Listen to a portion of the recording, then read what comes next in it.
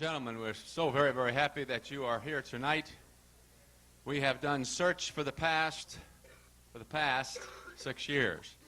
We've had the pleasure of having people of this nature that would come up here and take their time to explain to us the good and the bad times they had while they were growing up in the mountains. And I'm just so proud to have each and every one of you here tonight. Veta, I would like very much if you would go ahead and introduce everybody, and then we'll kind of get started with the program. Let's first of all give them a very warm welcome, please.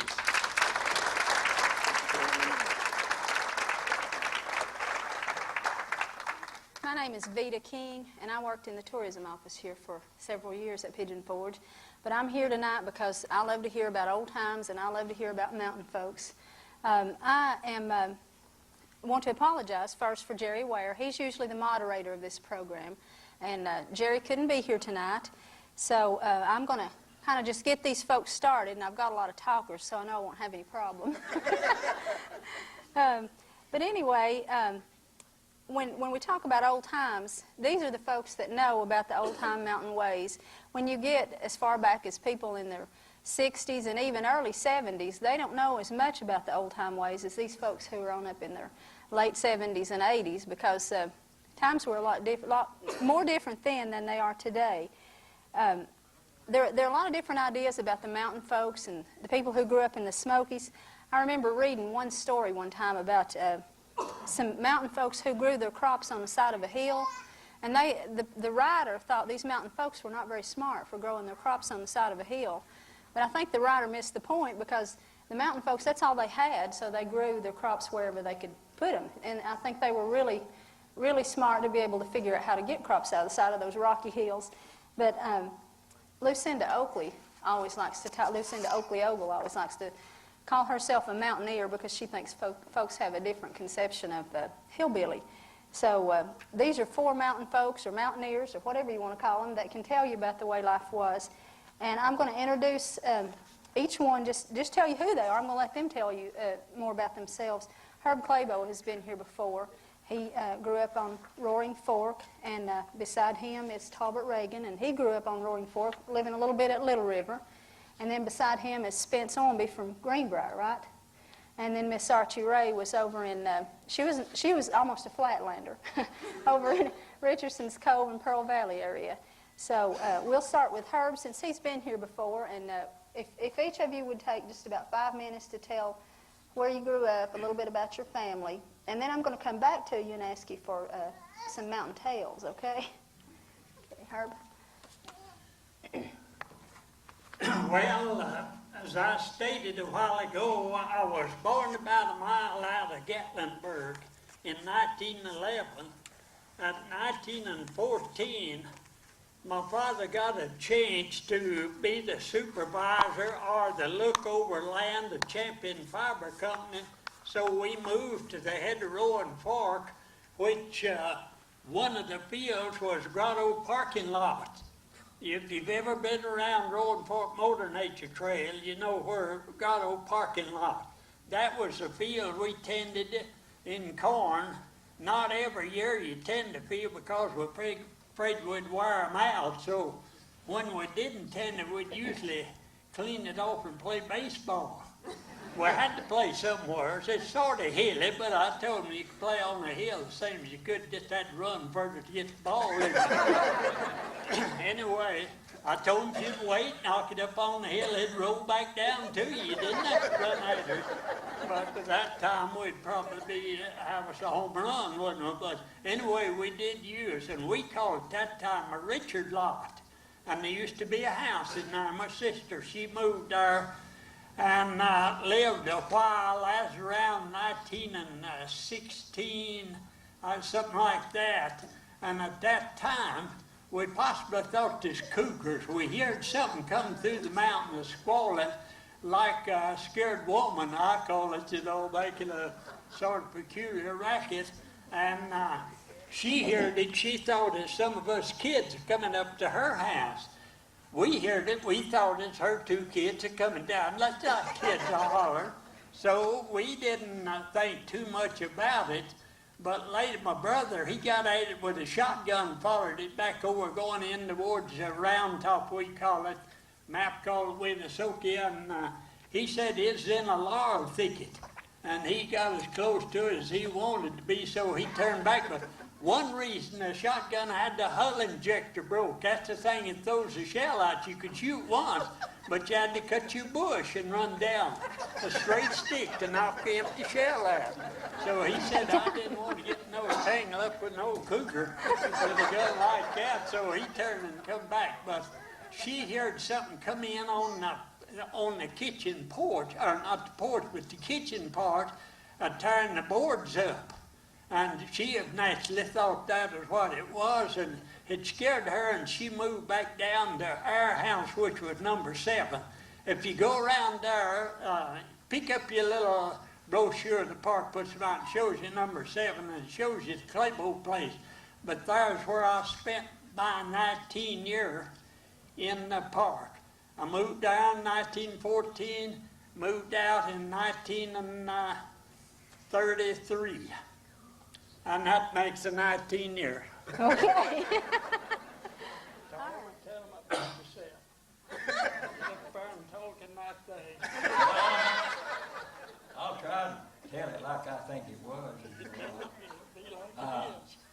My dad had that place there, 75 acres, where the 8 and 9 is, and where the horses crossed is where the house was, but it's tore down and gone. He sold that out back in 1925. And the fellas that is buying the land up further park, is Delosier and Mize out of Sevierville down here. And I was pretty young. All right? Let's see, I was born in 1914, and that's 1925. I would have been pretty little, wouldn't I? Mm-hmm. And I heard About them 11 years talking. old. They just said, now, Mr. Reagan, you'll have to sell this. And the government gave him $3,300 for 75 acres. And he moved out of there back along a little after 1925 and bought 2 acres and a half up here on the mouth of Roaring Fork there where the Greystone Motel is. He got that for $650, you know, and he built a house there, and we moved out. And of course, it is a hard enough there about making a living if you didn't farm and make taters, and he had a few apple trees there, and we'd gather them in and make apple butter and jelly, my mother would, you know, put taters in the smokehouse and have them. But some people didn't have no smokehouse, and they just dug a big hole, a round hole, and put straw in there, you know, and put 25 bushel of taters in there or something like that. Then put straw all over the top of that, then put about 6 or 8 inches of dirt on that. And then in the wintertime, you'd rake that dirt back and go in there and get you some taters in his good shape. Tell him that your dad was a sawmill man. Yeah, he was.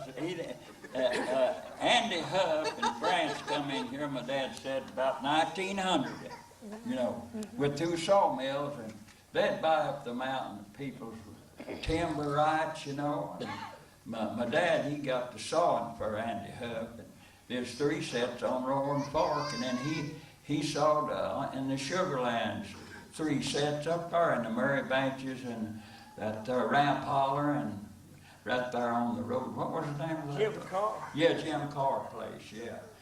And he finally kept on working for Andy and sawing for a long time. And then went to Little River too. Yeah, and then Homer Bales went out to Little River. The Townsend fella come in there. You know, I believe that's where that Townsend got its name from that fella. I don't know where he's from, but he come in there and built a railroad from Townsend plumb to Elmont. Now, I rode on the train there with my dad as a little young. They want him to go down there and saw on that big band mill. There's a big band saw running, and 3 worked on the carriage, you know, but my dad said if that band saw was to break, he'd kill you before you turn around. And he didn't work at that. He worked at that sawmill where had the circle saw, you know, and the carriage there. Had a flume there on Rough Creek, and that was along about 19 and 20. Summers a little before that. There, we stayed up there 3 years, and he stayed there a little before that, and sawed that pulpwood. It was about 5 or 6 inches square, and about 5-6 foot long. And they built a flume. You know, I know what a flume is, like this way. And right there at the forks of the creek on Rough Creek, now it's around about 2 miles, they built that. Something like that, pretty close, you know. But Did they use creek water? forks there at Rough Creek. And the sawmill was right in the forks. And this stream over here put the sawmill out here. And when he'd saw it, he'd go out there and go over the trimmer and go right down in that trough, and I'd take it away. And he'd go plumb down there, and that water and wood would come out in that a train car. See? 34. Yeah. Then they Yeah, could right put- there at 3-4. Yeah. Okay. Spence. Okay, Spence, ahead. tell us about Greenbrier and your folks. I was just wondering how many people is in this congregation that knows about the pinnacle on the head of Bird's Branch. I know the Pinnacle. There's one. And here's All right. That's where I was born, right up under the cliffs and rocks of the pinnacle. And my daddy stayed there. His brother owned a farm right in below the pinnacle. So my dad stayed there for about 6 years. That was where I was born at. And we tended them hillsides and growed potatoes. My dad is a farmer.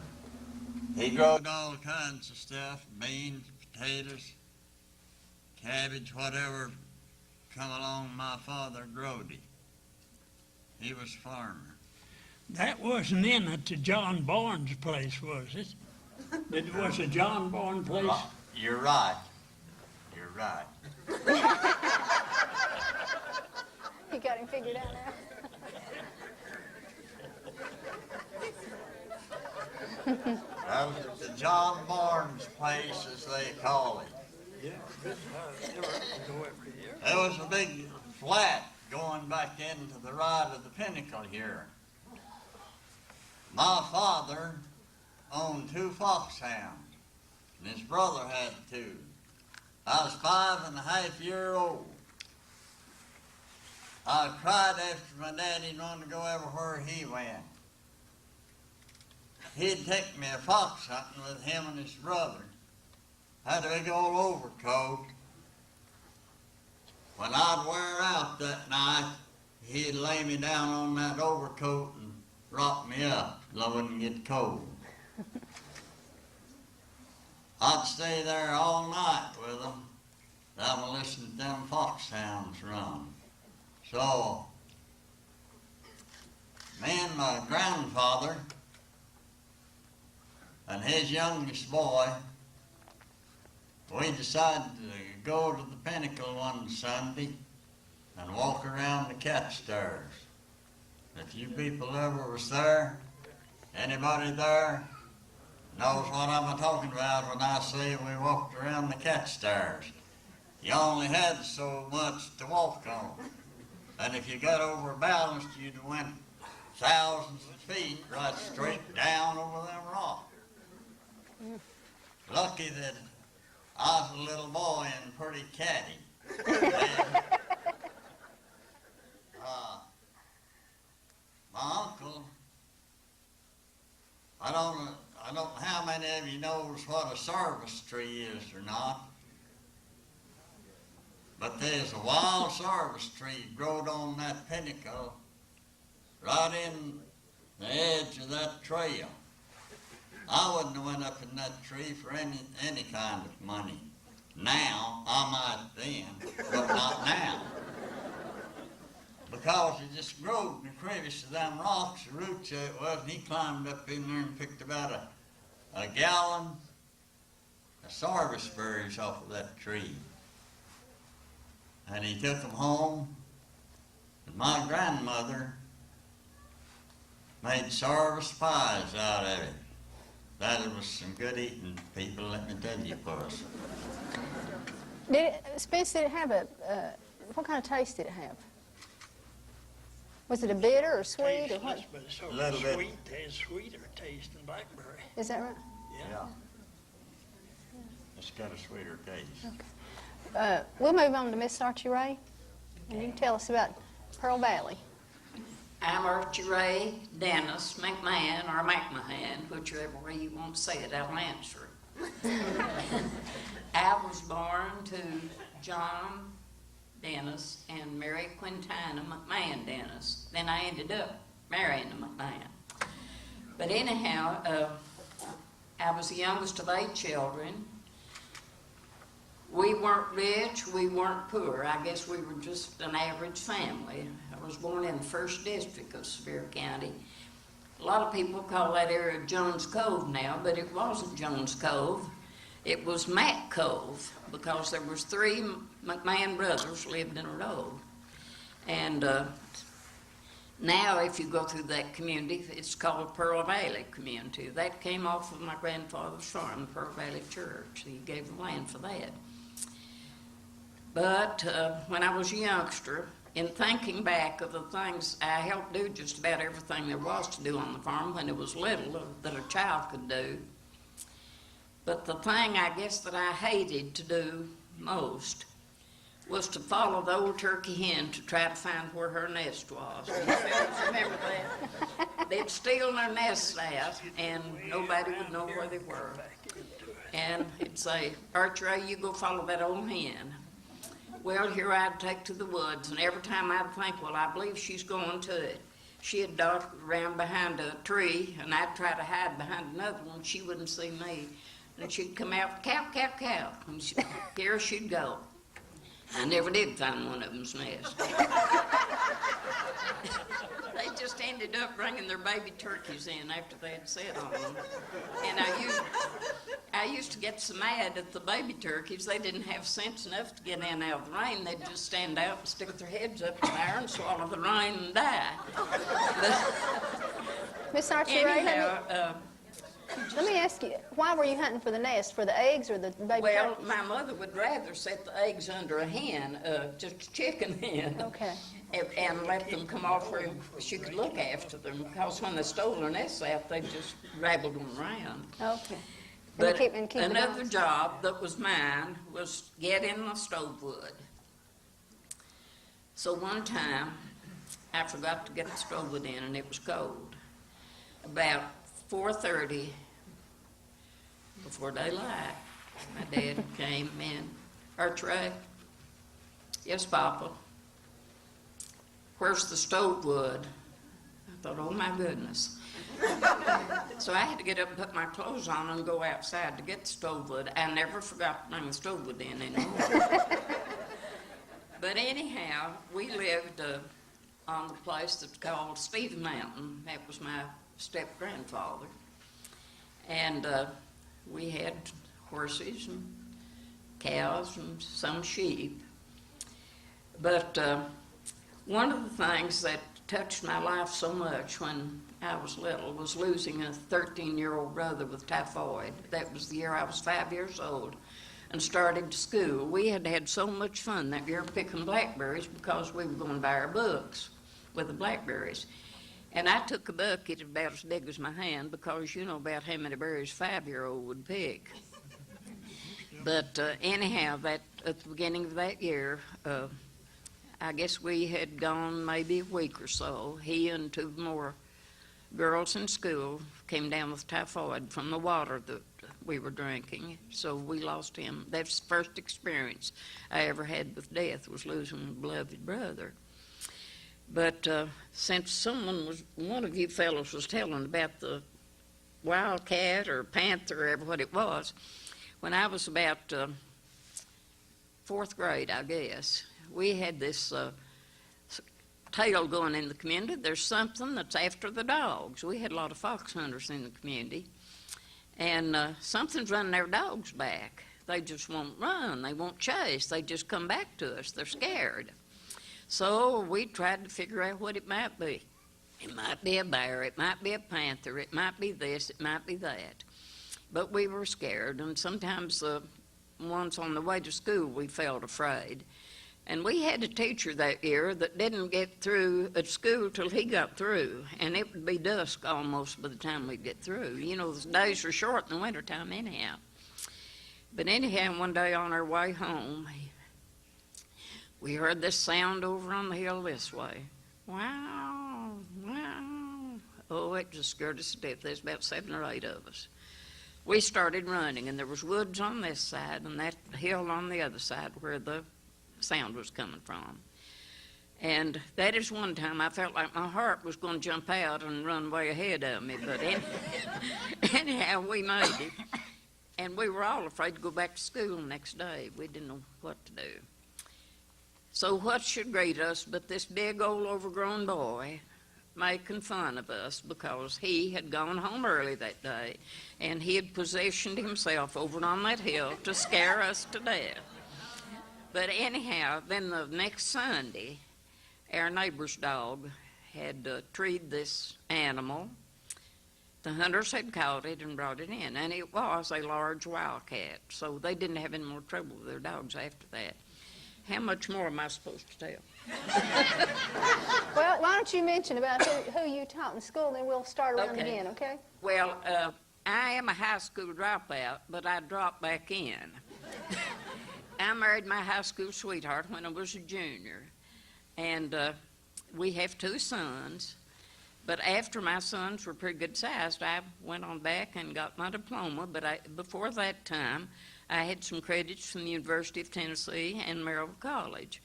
But you can be a dropout, but you can drop back in, which I did. And I taught for about 18 years. And I guess I taught about the most famous of your county. To say worldwide, I guess anybody knows who this person is. I was Dolly Parton's first teacher. And I walked 4 miles a day to teach that little one-room school. But now I'm going to give my time to somebody else. What was the name of the school? It was Mountain View on the Locust Ridge, and that is the place where she called her Tennessee mountain home. Herb, you want to tell us about carrying the mail? You got something else to talk about? Done told all I know.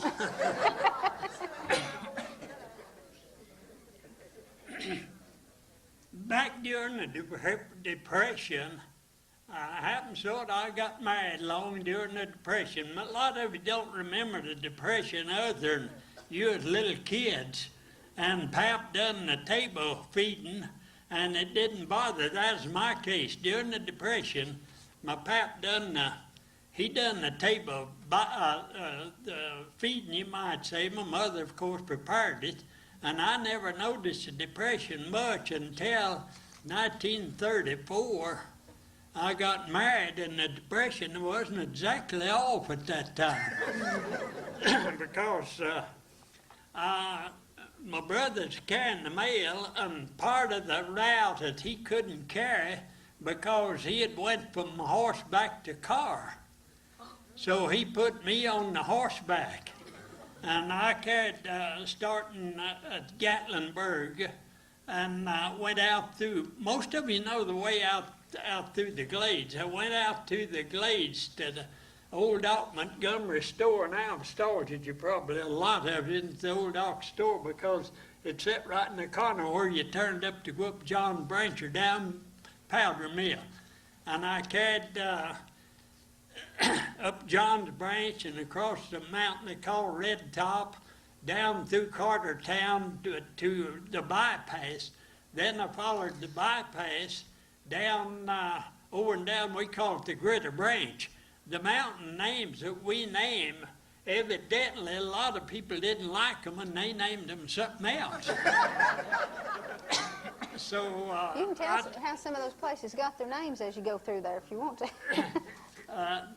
told them if they'd left them just like we had them, most of the people would have accepted them just as quick our names as they would something. But you don't. You go down, when you go down the bypass, now I believe they call it the King Branch and the Long Branch, and but it was known as the Gritter for some reason. Anyway, I come out down to what they call the beer barn. Down the lower end of Gatlinburg is an old barn there. Then my first cousin put up beer for sale in that, and they called it the beer barn. That's right the lower, just where you first come into town, below the red light into town. But never in 11 years that I carried the mail, I missed 12 days.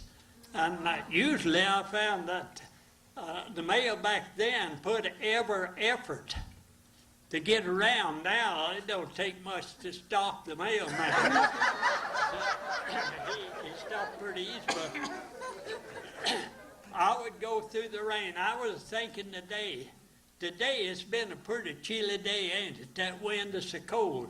And I went around on the horse, riding the horse so much that I'd have to pull the coat up over my face to block the wind and peep out through the old mare knows where she's going. She knows where the mailbox, she knows who got the papers. But I had to sort of, I wanted to know where I was at too. So days like today would have hit you rough riding a horseback and carrying the mail. Not only the days, we've had several here in the past, but I went on the mail when the snow would be up to the bear's stomach. The bear where I could see where, that she'd drug through, but we went just the same. The only thing that turned us back then was high waters. The law didn't require us to go, but snow wasn't counted.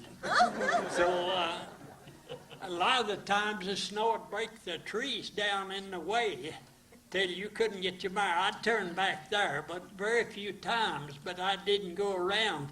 Another thing that I done that you don't find you carry do as much now, I took pennies. You mail a letter with pennies back then. Now it takes more than pennies. But anyway, I was thinking the neighborhood of 3 cents to mail a letter. Well, so many of them would bring their pennies out and their letter out, and they'd put the letter down in the box and lay the pennies on top of it. Well, their old mailbox was so shakily that when I'd go to open it, and the pennies would roll off and down on the ground. Well, I had the mail, all I had was packages. I'd usually put them in the sack and carry them up in front of me on the horn of the saddler, sorted. Well, I couldn't get off to pick up my pennies. So I'd just take the ladies or their mail on and mail it. Then next time I passed by, if somebody hadn't beat me and found them, I'd get off and pick up my pennies. But I'd usually just take a letter with pennies, and there's so many on the route that never did buy a postage stamp. They knew what one was because the letter they got had the stamp on it, but they didn't know how come to be there.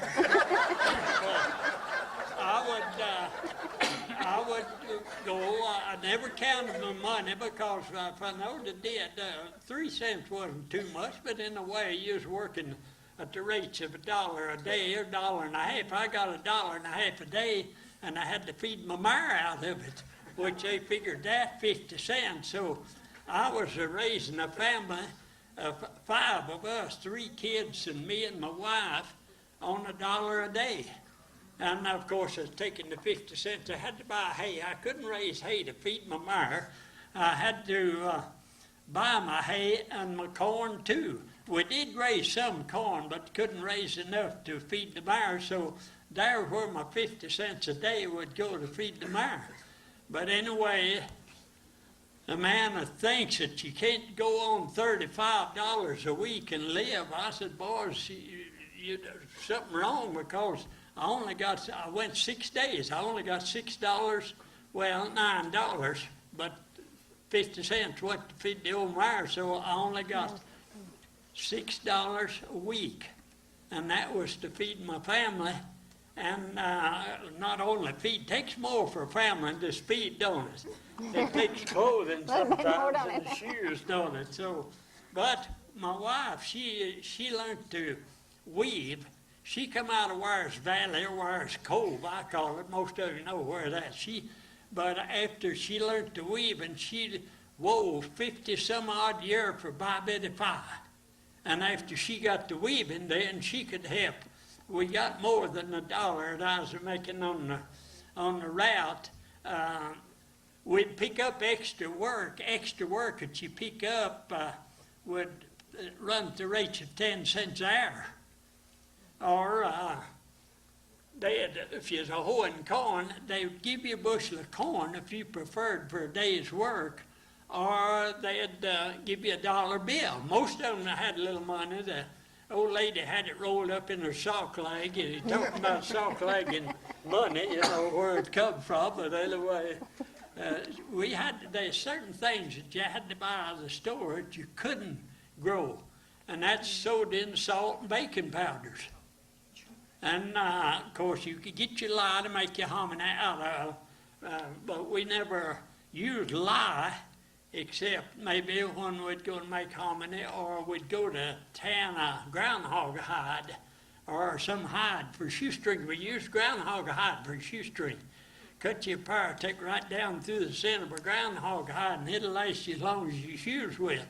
All of these cloth strings didn't seem to last too long, but anyway, that was sort part of the time we'd put the groundhog hide down in ashes, and the ashes would, the lye in the ashes would bring the hair off the groundhog hide.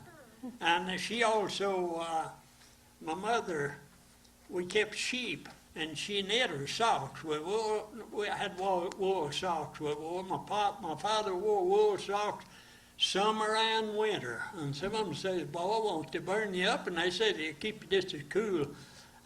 Usually, they use wool or something in the deserts, don't they? And of course, it is what you get used to. And he wore the socks summer and winter, the same old wool socks that she. But anyway, that was a part of life that we had. And I strayed off of my mail carrying, but It's all anyway, right. I made it for. How long did you carry by horseback? I carried 11 years horseback. So you were into the 40s Yeah. carrying, or how? I started around 30, later part of 33, the early part of 34. Don't remember, we should have set it down. A lot of things we wish we'd have set down now, we didn't. So we're going to have to sort of guess. Did you carry through the World War II? Were you carrying by horseback during World War II? Just right out when World War II starts. In the early 40s? 40s? Yeah. But anyway,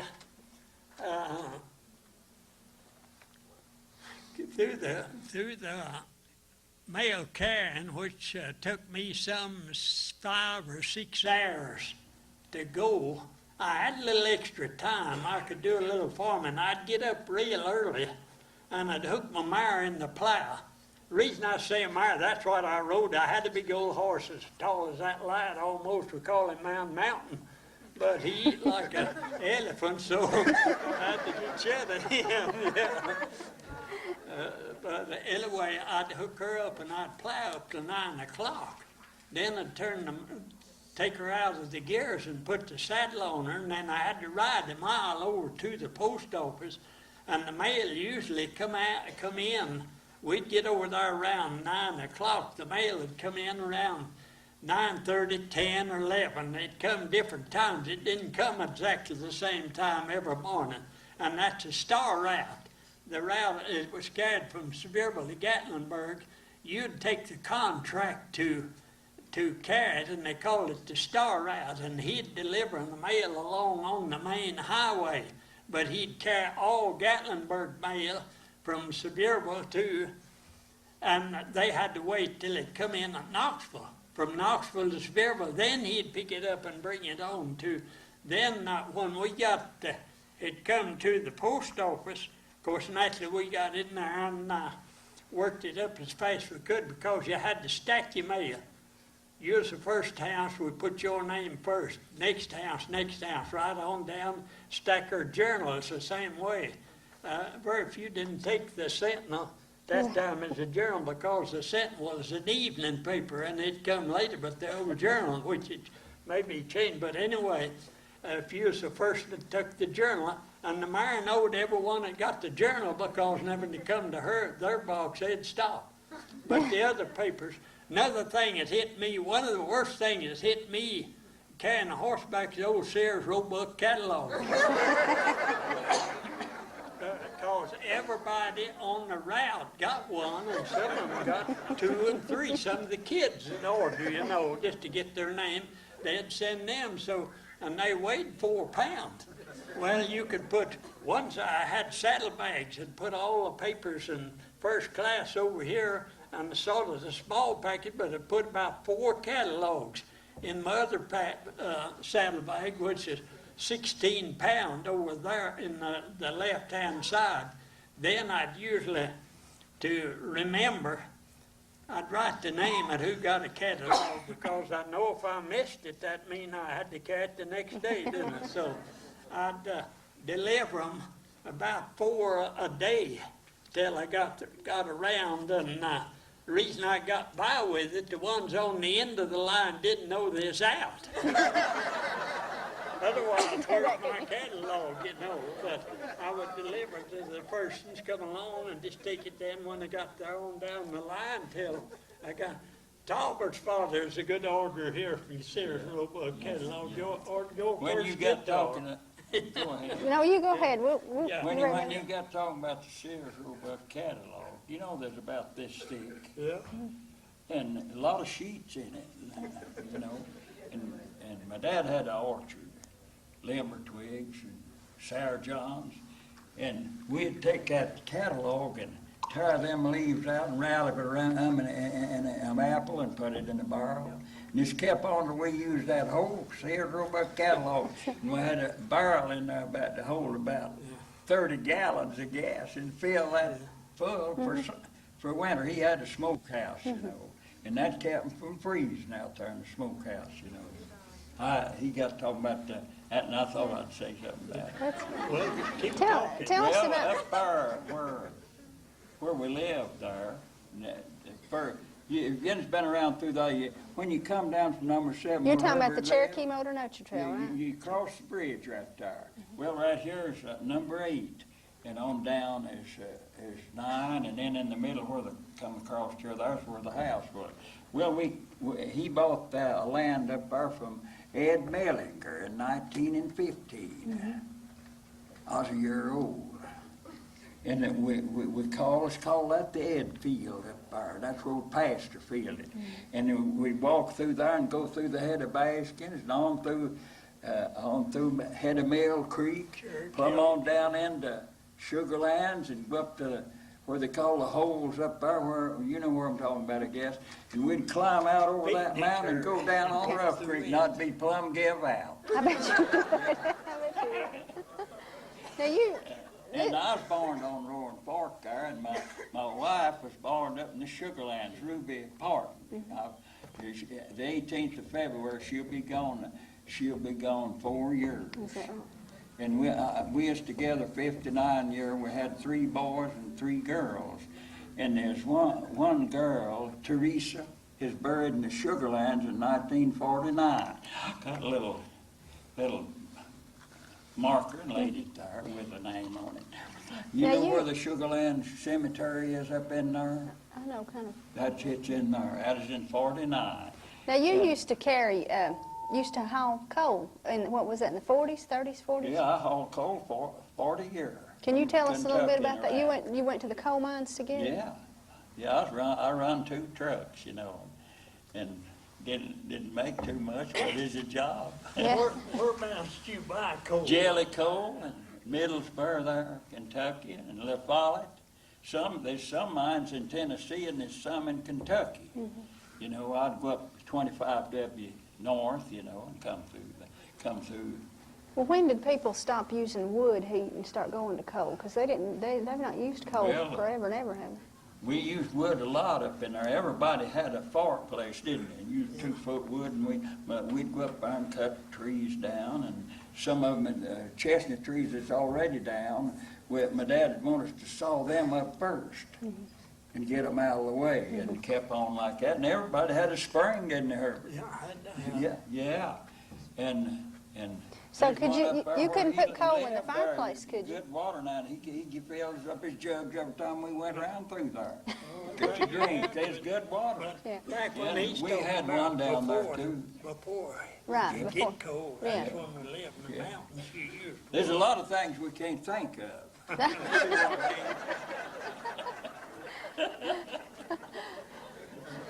Ain't that right? That's right. That's right. I agree with that. Spencer, you better tell us how you met your wife. My friend is sitting here beside him, he's talking about his wife.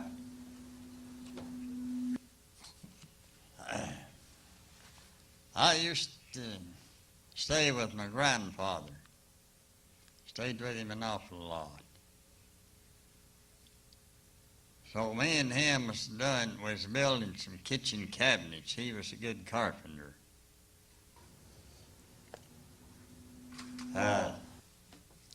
Somebody pecked on the front door, and my wife's grandma opened the door. And she walked in. My grandfather looked at me and he said, "Who is he?" And I turned around and looked back again. I said, "It's my wife. I wonder what she's looking for me for."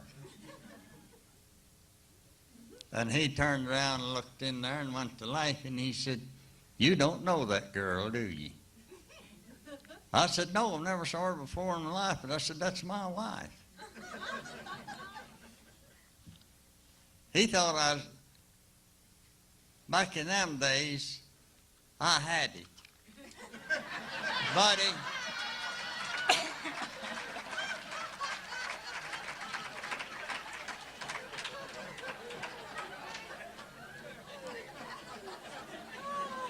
you didn't come up with nothing I didn't match you with. I was a mean little booger back then.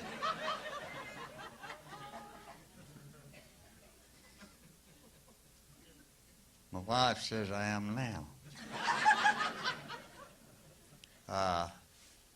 Have a lot of fun out of her. But anyway, when she come in at that door, I told my grandfather that was my wife. Come on down to lunchtime, and she had to sit right across the table from me where she could look me right in the face. I kept looking at her. And she'd look at me, but when she'd think I was going to look at her, she'd turn her head. Well, like she wasn't looking at me. So, she come back the second time. I got to talk to her just a little, few words, this and that. Well, the third time she come back, she stayed too long and it got dark. And she told my grandfather, said, "Lord, I shouldn't have stayed to eat supper here tonight." Said, "It's dark and I'm afraid." Well, my grandfather said, "Don't worry about it." Said, "I'll get he called me his little bulldog because I wasn't afraid of nothing. He said, "I'll get my little bulldog to walk back down home with you, about a mile." So the little bulldog walked that mile with her. And from then on out, this little bulldog used his head. In 4 months from the time I met her, I owned her.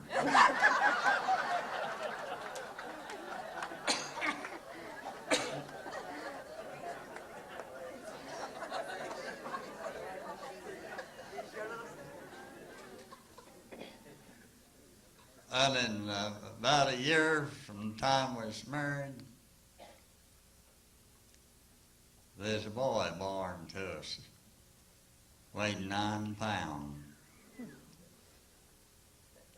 And he now lives in Chicago, Illinois. So, when I told my grandfather one day, I said, I'm thinking about getting married. He said, you are? I said, yeah. Well, he said, I think you're getting a good girl. I said, well, I hope I am. But I said, I don't want to fight the rest of my life. So in 4 months after I saw her the first time, she was my wife. And you're still married? I've had to put up with her now 64 years.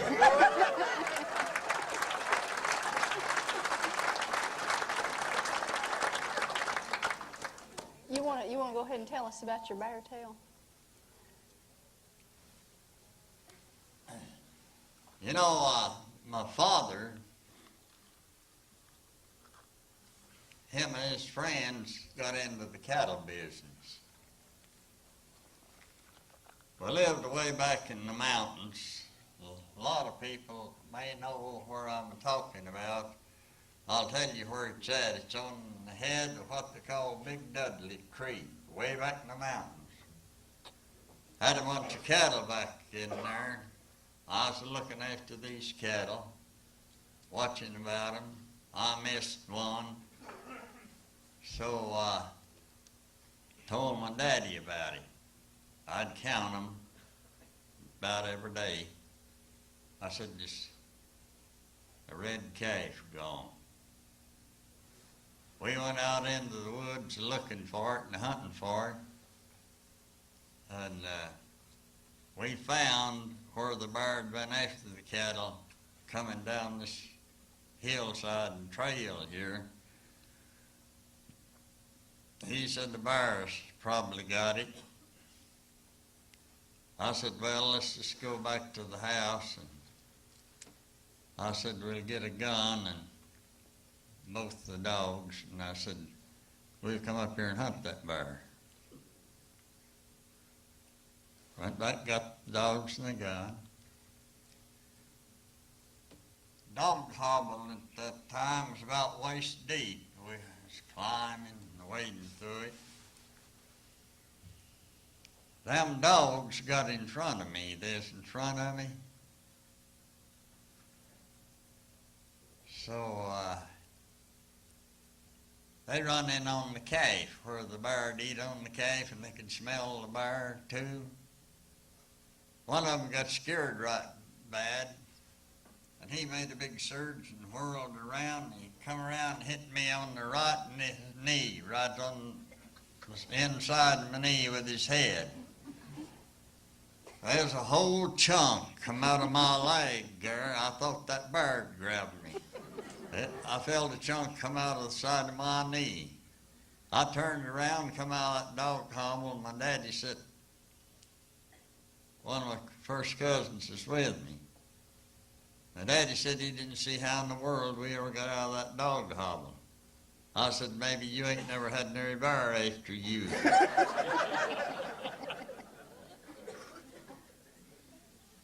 But I was running right down a mountain through that dog hobble. My daddy said every time I left my track, my cousin went in it. Right behind me. And he said he'd never seen no such running and jumping in all his life to be in a rough place like that. And believe me, by the time I got to where I was going to, I was a tired old boy.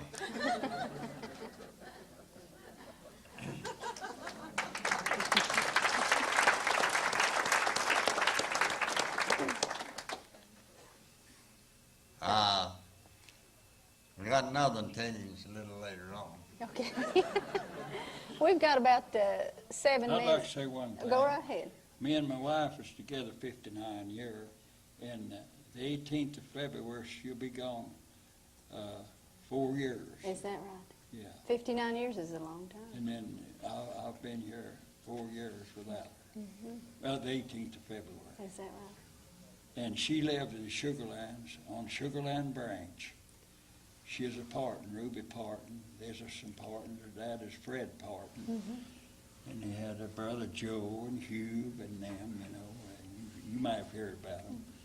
And her grandfather was Elliot Cole, living in an old log house there, you know, up in the Sugarlands. I'd go right by it. And I hauled them people up there, built them big walls and laid them rocks. For the You can park? see them on the road up Newfound Gap through there. I tell you. Yeah, and they're from Italy, and they call the people is calling them wops. Wops. Wops.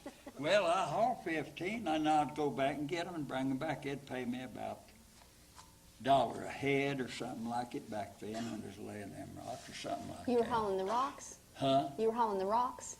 No, I'd haul The workers. You were hauling the workers.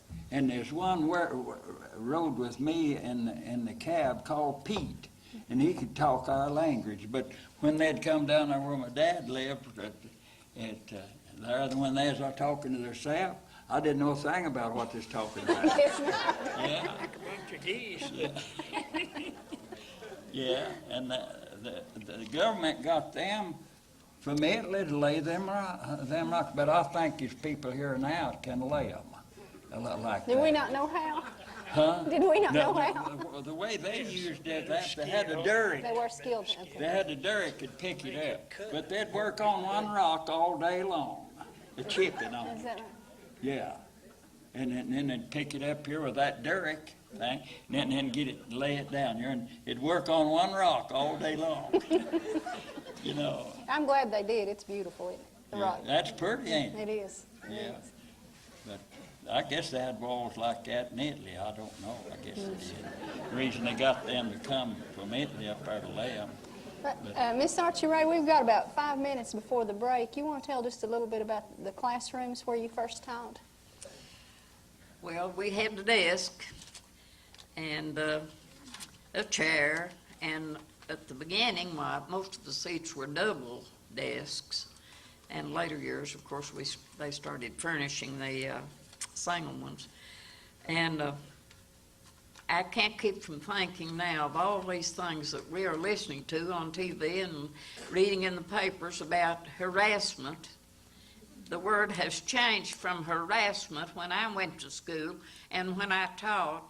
Now they call it harassment. And the way the dictionary has the accent mark, it's still supposed to be harassment. But anyhow, this thing will be of interest to you because it's so funny. One of my sisters, one of the ones, well, they were all older than me, but anyhow, one day a boy passed her desk, and as he passed her, he kissed her.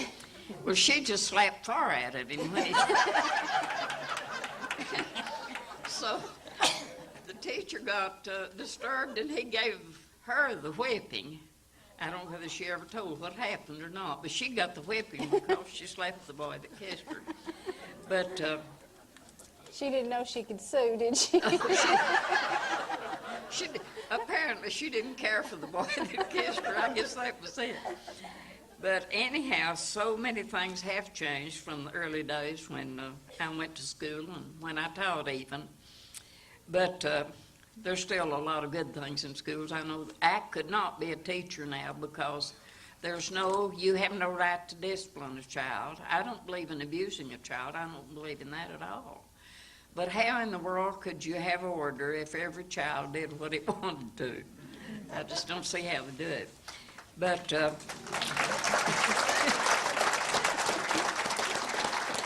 I guess I'm still from the old school when it comes to behavior, because going back to that lesson about the stove wood, I always did what my parents told me to or tried to. If I made a mistake, I didn't intend to. They were strict with us, but they were very loving.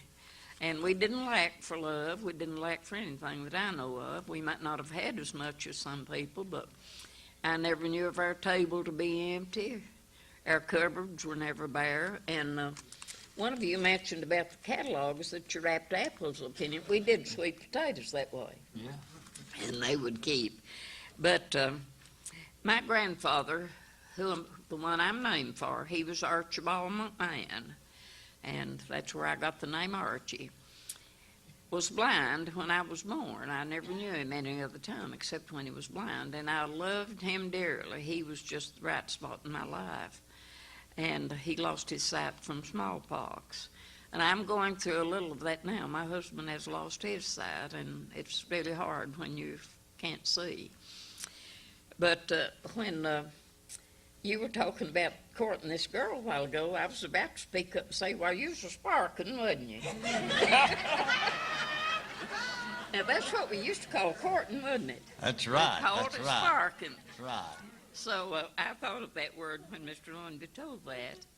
Well, Fred and I have been married 64 years this past 24th of December.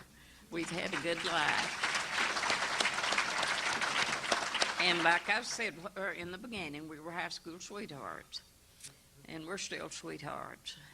And we have had ups and downs. And talking about the Depression, Herb, the first crop of tobacco that Fred and I ever made, it was cheap, and it was Depression years. When that crop was sold, it brought $25. Now, we've stretched that $25 out. Of course, we had chickens, and we sold eggs and everything like that, but we made it, and we always had enough to eat. And one thing that I remember about my father-in-law in particular, some of you men may remember Roy McMahan. Anyhow, when we got ready to move out, I think we'd been married about 3 months when we moved out the little house there on the place. And he had this superstition that food should be carried in the house first. That way you'd never be hungry. It was always good luck. So he carried a ham in, and I remember that in particular, so that was an old custom. But going back to the schools, I thoroughly enjoyed the years that I did teach and had some of the most wonderful children. I loved every one of them. Just this past week, one passed away, and about 2 months ago, another one did. And every time that one of my students dies, I feel like there's a chunk taken out of my heart because they were all dear to me. And I noticed when I was looking at that tape the other day, Boogertown was mentioned quite a bit. One of the best years that I had in teaching was at Boogertown, where Veta was. You were from grew up, Boogertown, right. weren't you, Veta? And that was one of the best years I had, because I'll tell you, that is a community that the parents really stood back with the teacher. Is that right? They really did, and I thoroughly enjoyed it now. Anything else about schools? Well, we'll take a break in just a minute. You made me think of a superstition. My little boy has is just recuperating from chicken pox, and he called his grandpa to tell him about it. And Daddy told him how he could cure his chicken pox. Do y'all know how to do that? Go out in the chicken coop and let the chickens fly out over your head, and your chicken pox will be gone. My little boy said, "Oh, is that true?" So I guess we'll take. I didn't tell you what killed my wife. It is this emphysema. Is that right? She just couldn't breathe. And the oldest daughter got it too, and she carries a thing on her now with that stuff in it, you know. That's it. And she's Sad disease, isn't it? 61-year-old. She's the oldest one. Is that right? Henrietta. Yeah. My grandfather, on my daddy's side, his name was John Owenby. And on my mother's side, Did John marry Nellie? He didn't marry Nellie. Nellie, what's your grandma's name? Nellie? you're going way back now. Well, that's where we lived, way back. I'll tell you about my grandma if you want me to. Name, we always say grandpa. I could say grandpap here all night, and you wouldn't have a bit of idea who was talking about that. Reason I tried to get him to say my grandpap's and then say his name. Like I say grandpap Levy or grandpap Preston. Yeah? That way, you know, We but know if I which just say grandpap. grandpap, that don't tell you nothing, does it? Well, I can tell you who they are. Now, I've got a pretty good idea who the mountain people is. That's the reason I was asking. Well, my grandfather on my mother's side came from Ireland. That ain't, yeah, I'll tell us where she come, but don't tell us who she was.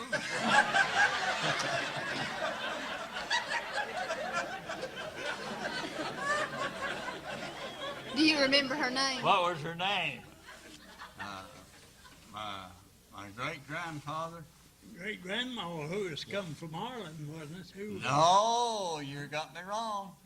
Did it?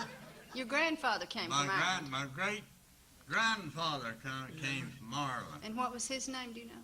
John. John Owenby? Uh-huh. Okay. He was Owenby. This, A lot of these Owenbys, John's branch is named after John Owenby.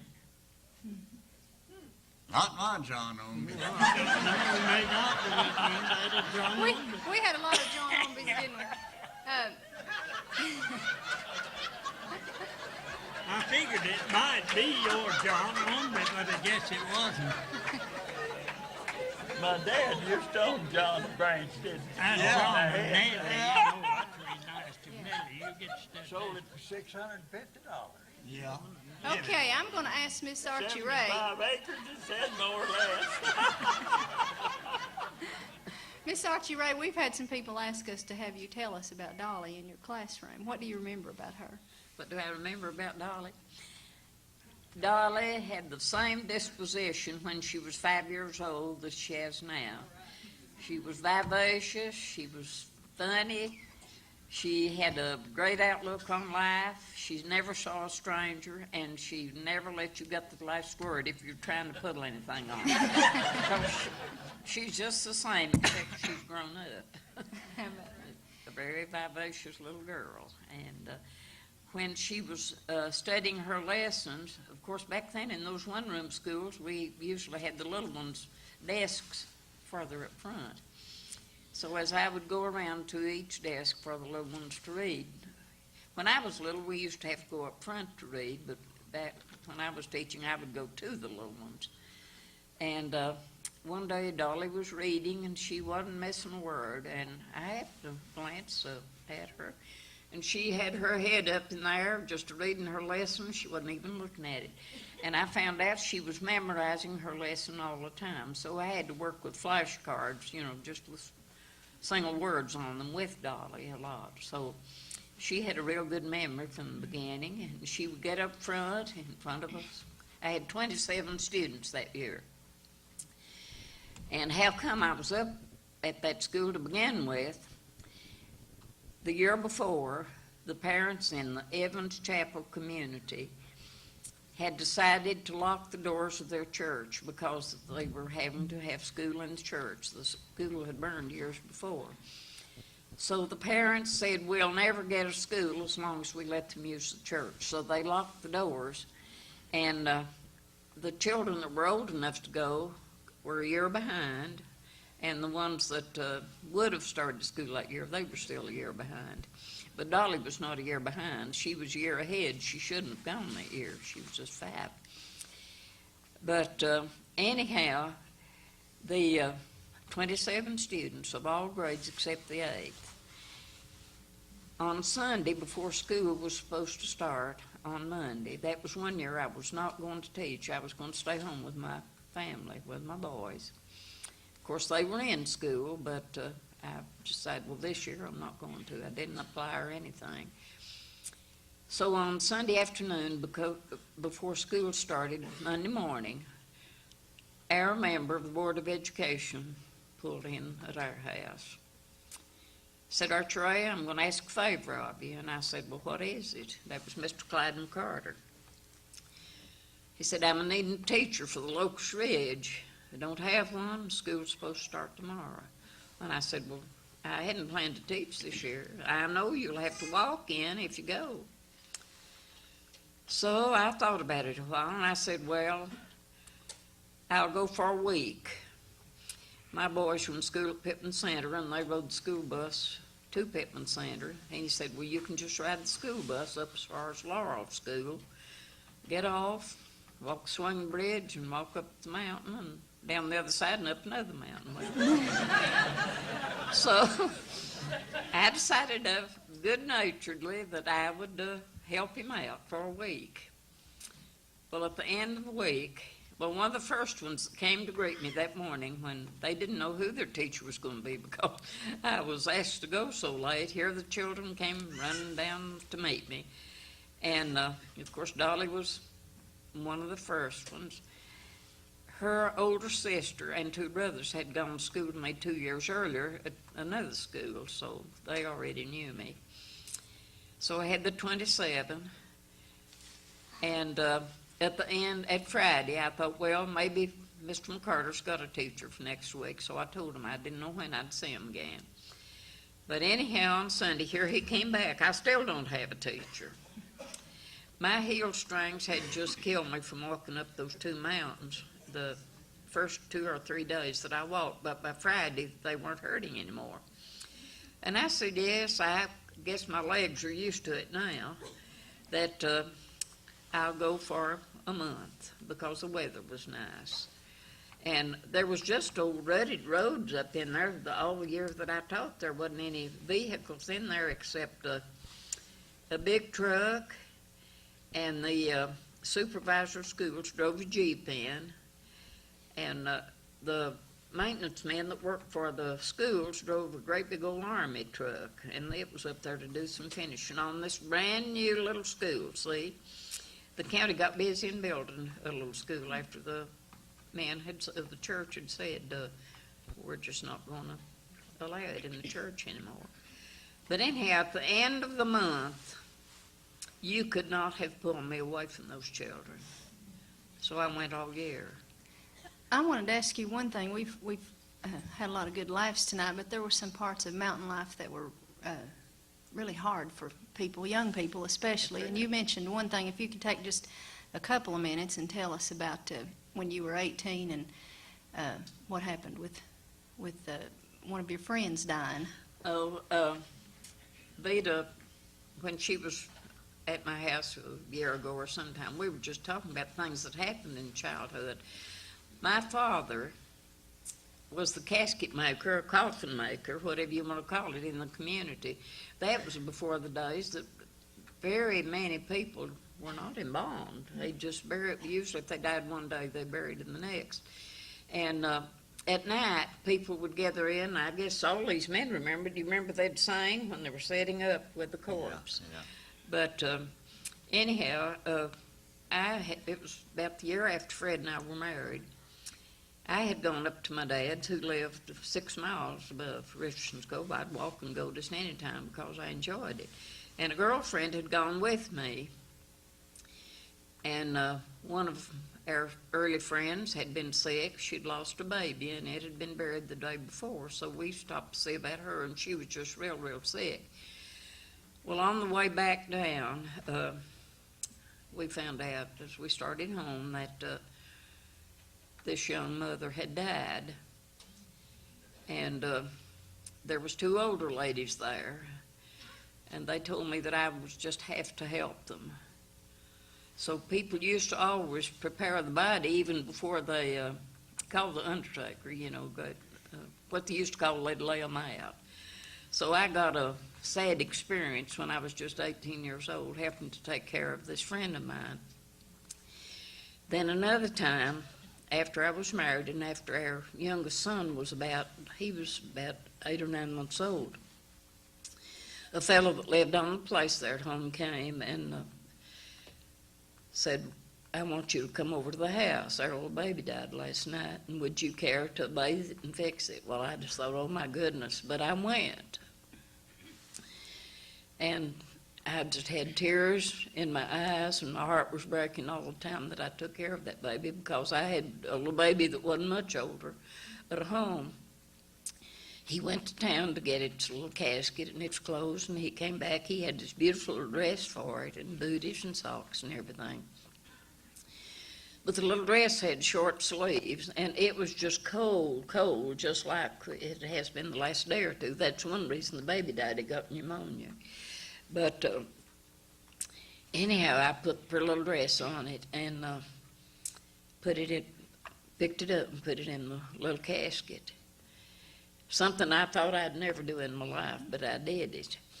And I thought, oh, it's just so cold to bury that baby in this little dress, no sleeves or anything.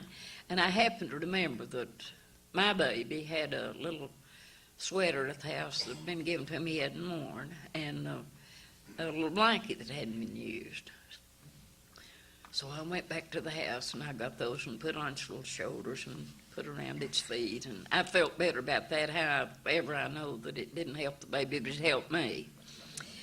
But the first Christmas that we did without our dad and mother, a boy came to the door early, one boy that was my age, and he said, my dad, everybody called him Johnny in the community, and my mother was Quintina, but they called her Tiny.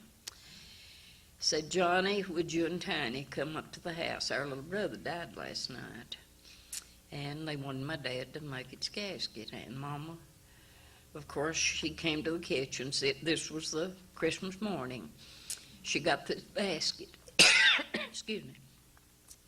She got this basket, and she started getting some of everything that we had, and she loaded the basket with food to take to that family.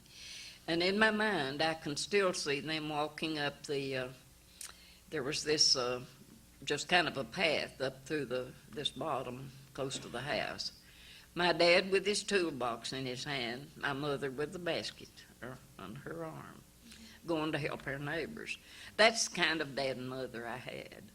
And they never turned a stranger down. I can remember at night, they have let people spend the night that was actually, I guess nowadays we wouldn't have them around us, but they couldn't turn anybody down when it was cold. And I remember this one night, this man came. My dad came back in. It was a cold time, too. And he said to my mother, he said, well, what will we do? Will we let him stay? And my mother said, well, John, just whatever you think. And he said, I believe he's the man that stole Selden Noble's horse. Well, anyhow, they made a bed for him, but I didn't sleep much that night. I was just a little youngster, and I was kind of afraid. I thought, well, if he steals, I don't know what he might do. But anyway, the next morning, sure enough, it was that man. But now, that's how much they looked into anything. They just didn't turn people away. Things were sure different then. It's hard to imagine having to do those things with little babies and when you had deaths in the family. We're going to start taking questions and answers in just a minute, but Herb, did you have anything else you want to add before we get into the question and answer session? You talking to me or him? Anybody has anything else to add? We're going to get into the questions and answers, but I didn't want to start into it if somebody's just burning to tell something. I could tell you, while I've got it on my mind, I could tell you a little about my grandfather Reagan. What?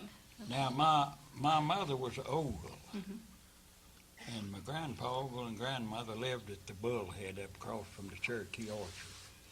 And my grandmother over there was a Coggle. Of course, he was Ogle. They called him Bud sometimes, and they called him Lou Allen Ogle. Well, my grandpa, he's Alfred Reagan. Well, my grandma was a Bales, Martha Bales, and so that's the way it was.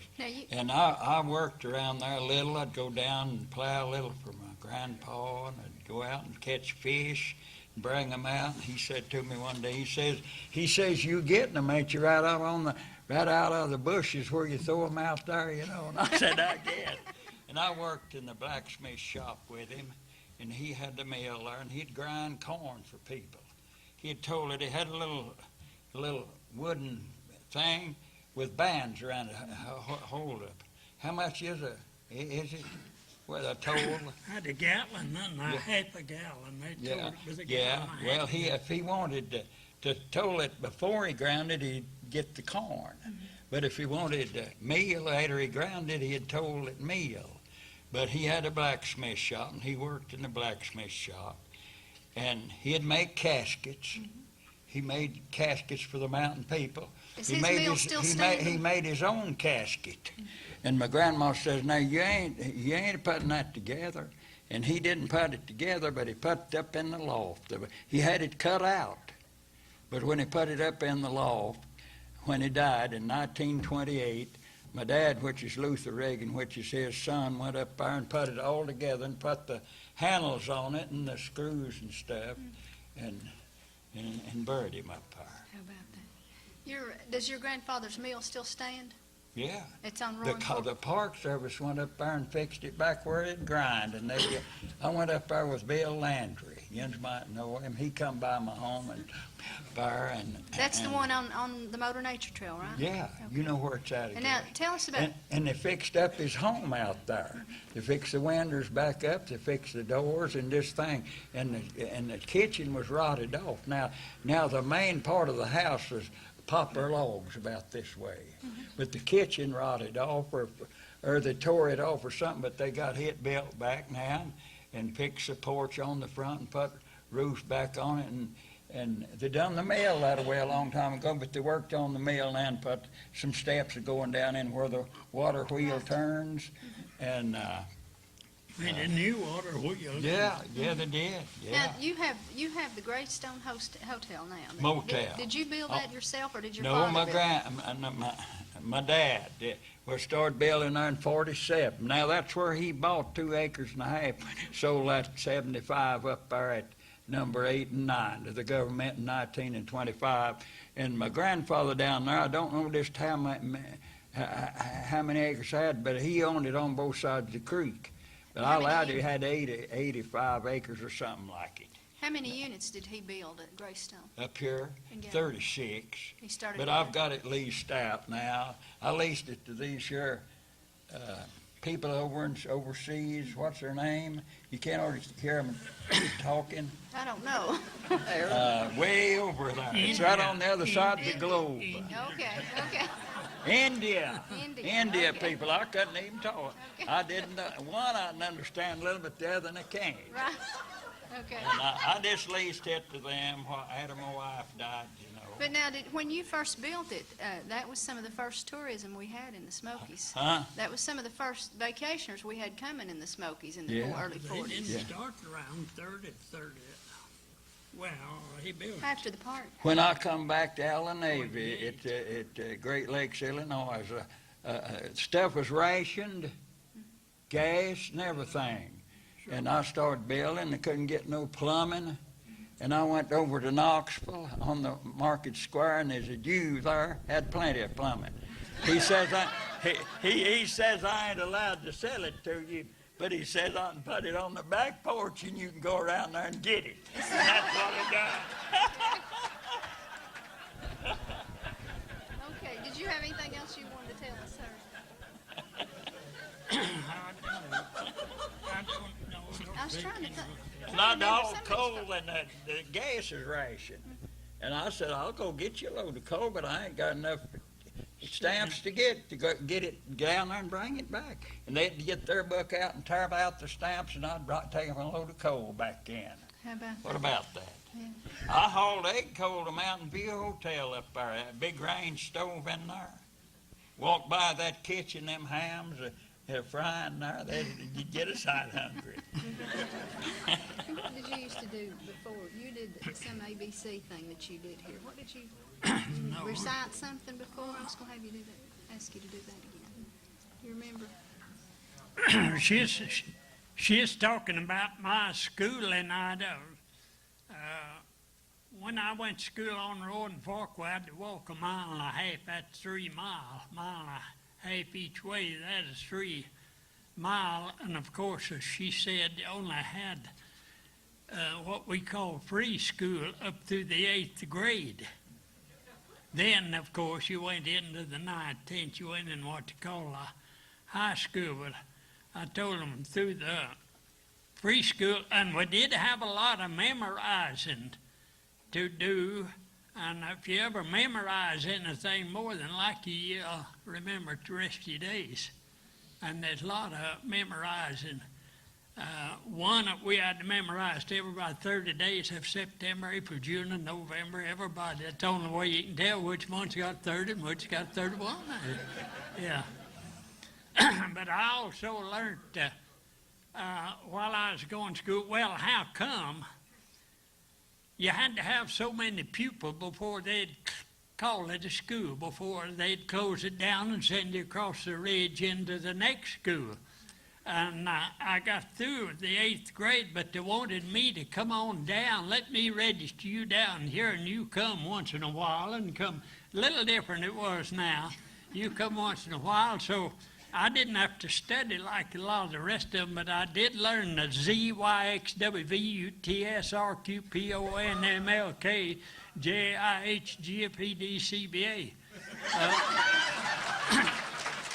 While I was sitting around, I reckon learned them.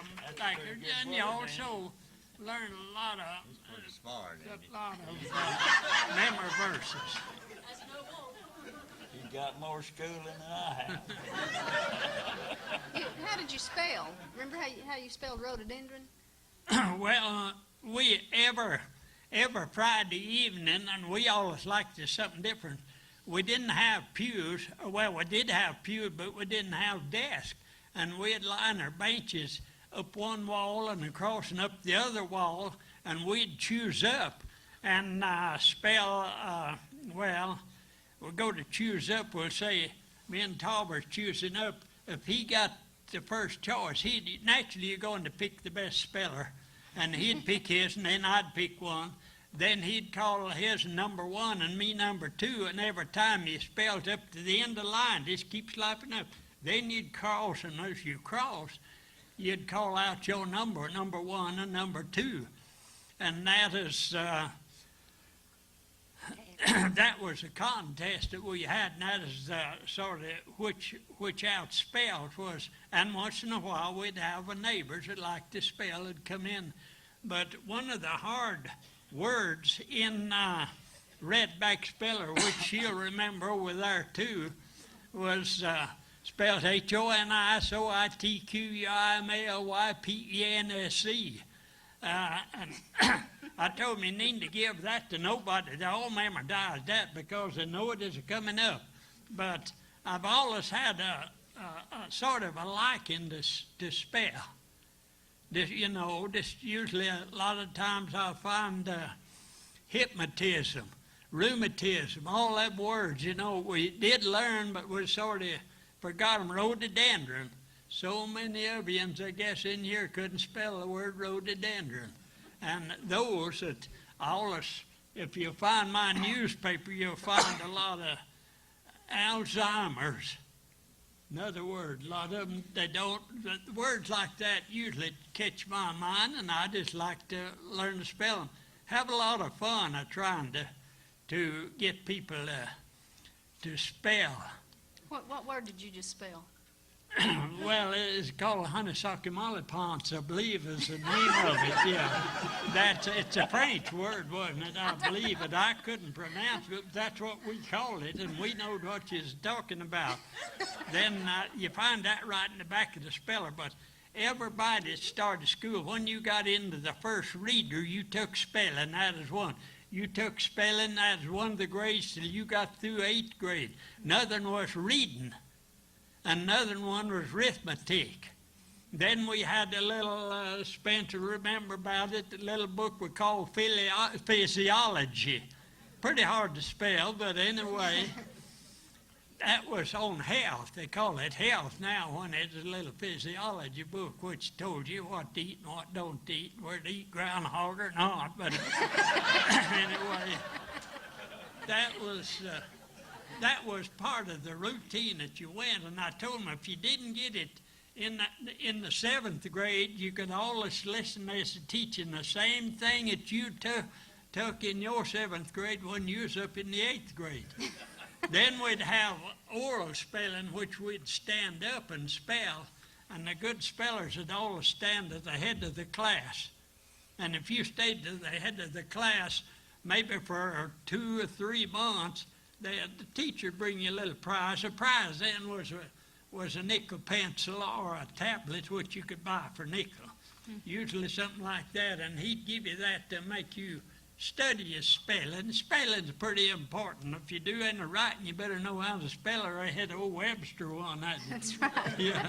Let me ask Mr. Owenby about you did some contests at the fair when you were young. Did you do some? What kind of contests did they have at the fair? Running.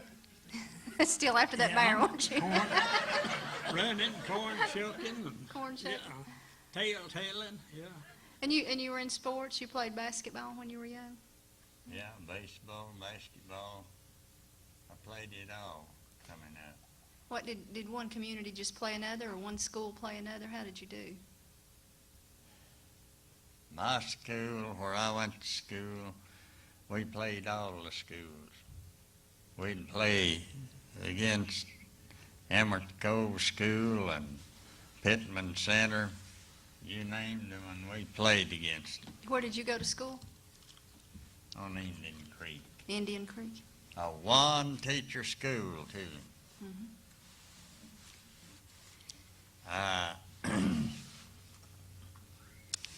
Something else I thought about.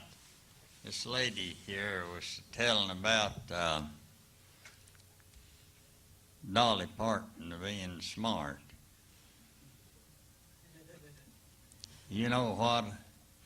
I used to be smart till after I was married, and I turned all that over to my wife after we got married.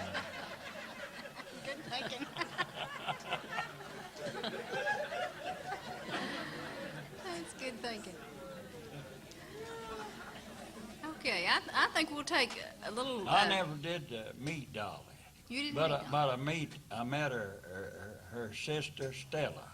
Had the hat shop out yonder. Now I'd pick that banjo, wildwood flower, and I tried to get her to sing the wildwood flower, and then me pick.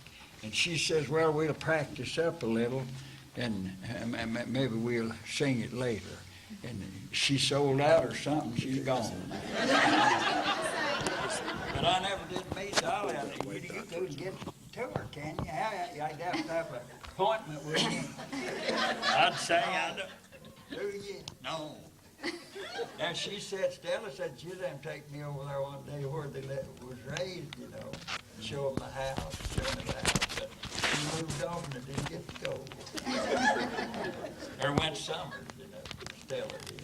You met Stella, ain't you? Oh, yeah. I didn't. She's a good singer. Yeah, Stella's good. She sure is. Herb was talking about spelling. We had this method of spelling geography when George I was in Ellis, the school. oldest girl, rode the pig home here. That. If you'd say that while you'd spell geography. Say that again. George Ellis's oldest girl rode a pig home yesterday. That's the first letter of geography. Do you know arithmetic? Arithmetic? A rat in Tom's house might eat Tom's ice cream? No, we never did learn that. Didn't do arithmetic. Okay, let's take some questions from the audience. I think we've got. I have one right here. You have a question. So get a mic too. John. Hello? Question? I have one over here. Go ahead. I just want to know from Mr. Owenby if his daddy ever caught that bear that got his calf. No, but we're running from the head of Big Dudley all over into the head of the Roaring Fork, but we never did catch up with him. There's one good thing about it, though. If he'd have got after me, I'd took him home with me. I have a question back here. Archie Ray, tell us about how Richardson's Cove got its name.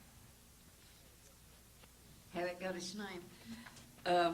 There was a family of Richardsons, William Richardson, and his family settled in what is now Richardson's Cove. And I can't think of the date right now because I'm 17-something. Ruth Matthews is here. Maybe she can tell me. But 17 and 40-something, seems like. But anyhow, he had left the house, the man had, and while he was gone, Indians invaded the home, killed his wife, and the children that were there, and 2 other ladies.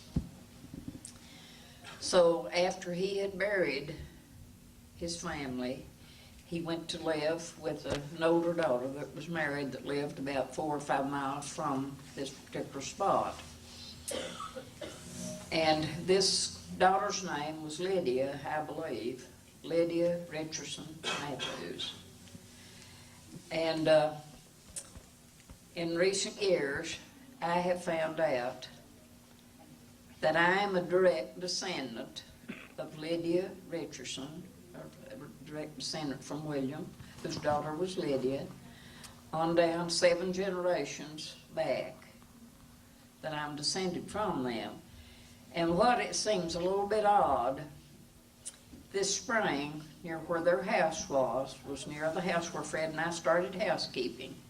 So I married into the family that owns the farm where the Richardson's cemetery is. It's just a little place up in the woods. There's no boat stones or anything at it, just something more like field stones or river rock. But that is where Richardson's Cove got its name, and that is where I live. But I just did find out that I'm descended from that family. I have a question over here. On my dad's side, not on my mother was McMahan. Somebody mentioned over here that was it Clabo married to Clabo? Yeah. All right, I'm half McMahan and married to McMahan, so it's almost the same.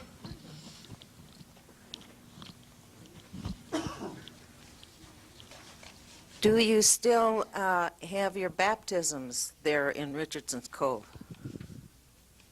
I didn't understand. Do you still have the baptisms in the river at Richardson's Oh, Cove? yes, sometimes. We have the baptistry in the church, but we have some people that prefer to go to the river. They want to because they have the feeling that when Jesus was baptized, it was in running water because they decided to stop there and baptize him. And so there's still some that want to be baptized in the river.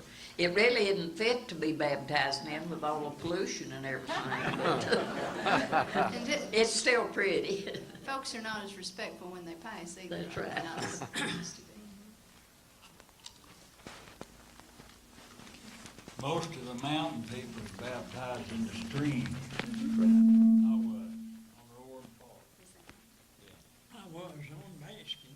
Were there a lot of people baptized when you all were baptized? Well, several, you know. Sometimes you'd have 15 I or remember 20 my at a time. mother being baptized, come out shouting. Herbert is there. What did she tell you, Herbert? She hollered, see, she was a missionary and she had joined the primitive because her husband was. And when she come out of the shouting, she hollered, why don't you all come over on our side? That's like you was. Now, what was another name for the primitive Baptist? That was primitive, But meaning what- old, wasn't it? but They what else- don't have, the what else old did they line call 'em? primitive Baptists don't have music in the church. But what's another name for them? Hardhead Baptist. We call That's them. them. They just stick to what they believe. They called us gold tooth. Yeah. The gold tooth because we believed in blowing money and when they called us gold tooth. Also soft heads, don't they? I hadn't heard And that they one. call us hard heads and we call them soft shells. We got to know which Baptist we are. I have another question here. Herb, you've told us about your horseback mail route. What did you do afterwards? After I retired from my mail route, and the reason I did retire, back then you didn't have no roads. A cold spell like we had now, when you thawed up, the bottom fell out of the roads. And usually if you was in a car, which you had to at that time, my brother had retired and I took the route over myself. Anyway, I just scrape about 4 inches of the top of the road over off as I went, and I just decided if they can't beat that, a furnace and a mail carrier better road, I just quit. So after that, I done carpenter work, also done custodian work. I told them I was a custodian of Baptist in the Methodist church, and it just took a good Baptist to keep a Methodist church clean.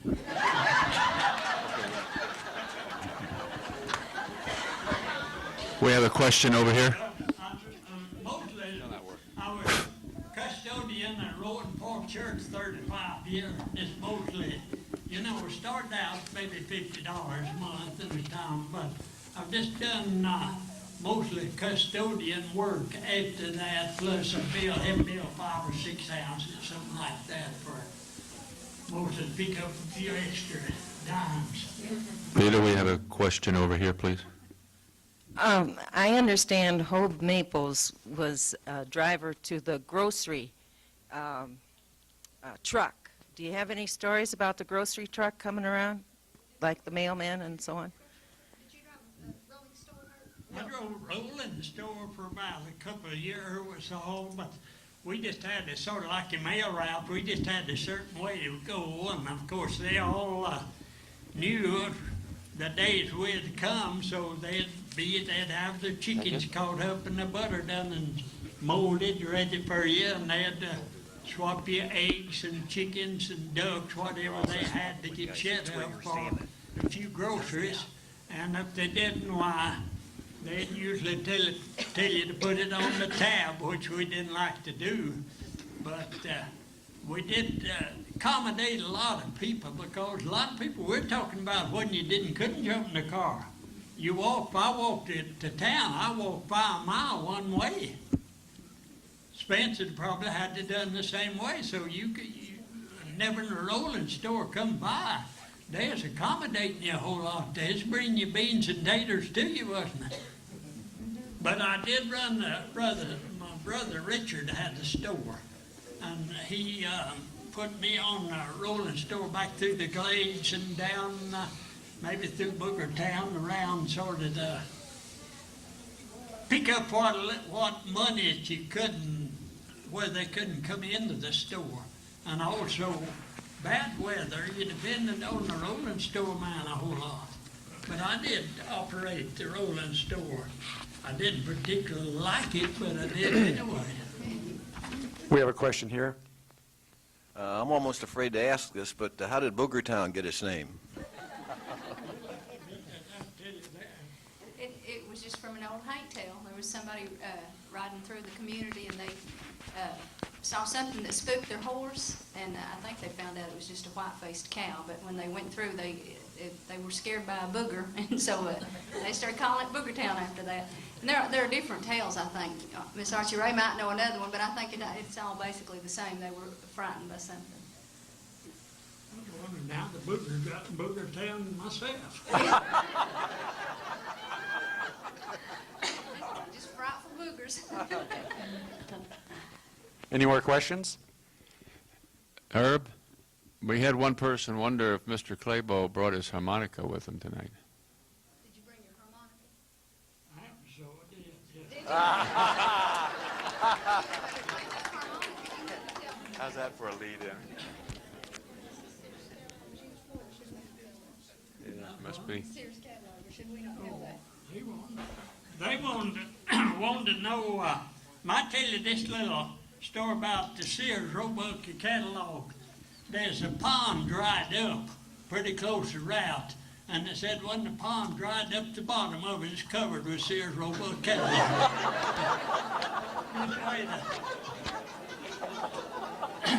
Good way to get shed of them, except the most of the Sears Roebuck catalogs, what we didn't use for wrapping apples, landed up in the John.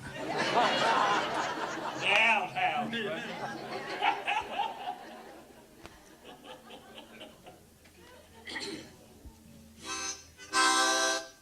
You hear that?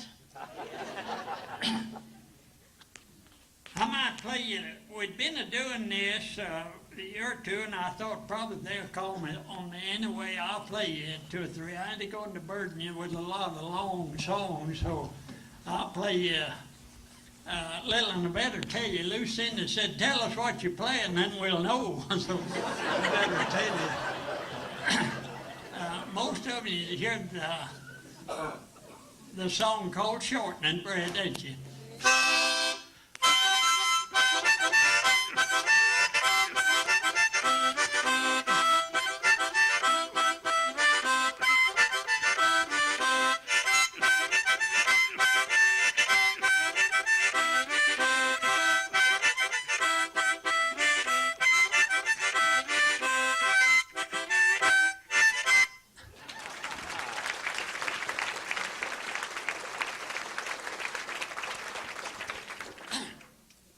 used to be an old ballad. Tolbert and I plays it a whole lot called Nellie Gray. It is a little story about a slave girl during the Civil War.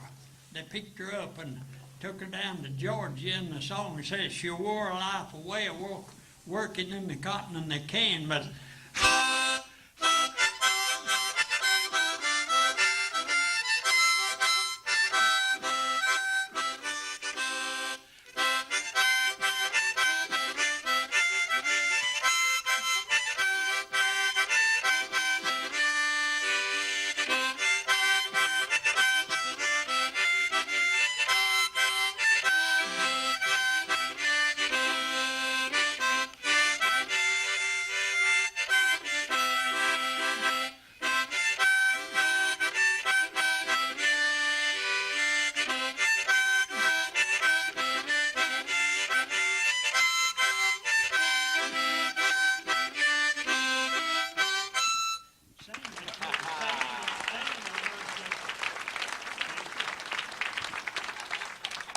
Oh, my poor Nellie Gray, they have taken you away, and never see my darling anymore. They have took her to Georgia for to wear life away. Now she slaves in the cotton and the cane.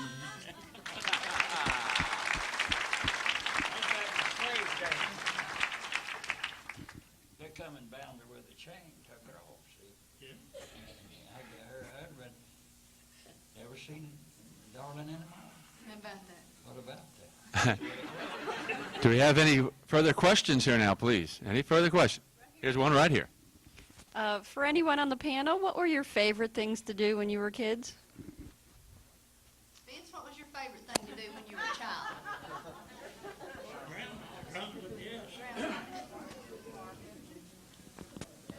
My favorite thing in growing up, I've always been a hunter all my life. I hunted what time when I wasn't working, you could look out and see me going with a gun on my shoulder somewhere. I hunted from the time I was, I believe I told a while ago about going with my daddy when I was 5.5 years old to fox hunting. And there's a lot of that rubbed off on me. I fox hunted for years and years. I got in the fox hunting business too. And a lot of my friends, they used to come and call me. They'd call me on the telephone and set up an appointment to go somewhere to have a fox race. So I had a little trouble with my wife about this fox hunting.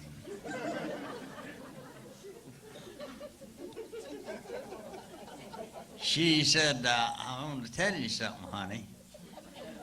I said, why call me honey? Just call me what I am. Fox hunter. So she said, you're gone all the time about the night, and said, I don't hardly know that I've got a husband. I said, do you want me to hunt you, Mom?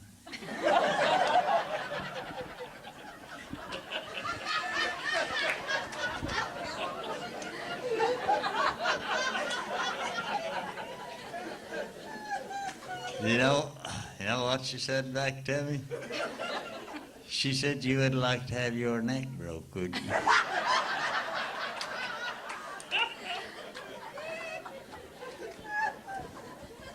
I said, no, honey, I don't. For I said, I'm going to live as long as I can chase these foxes.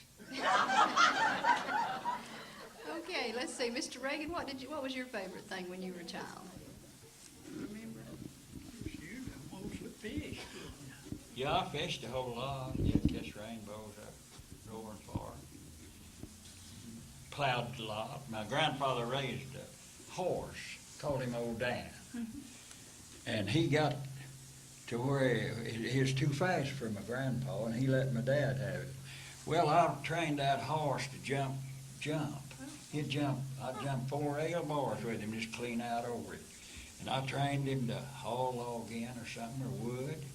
And I trained that horse to plow, and I could take a double-foot plow and plow between the 2 rows. You put them about this far apart, and you'd go in here and then back here.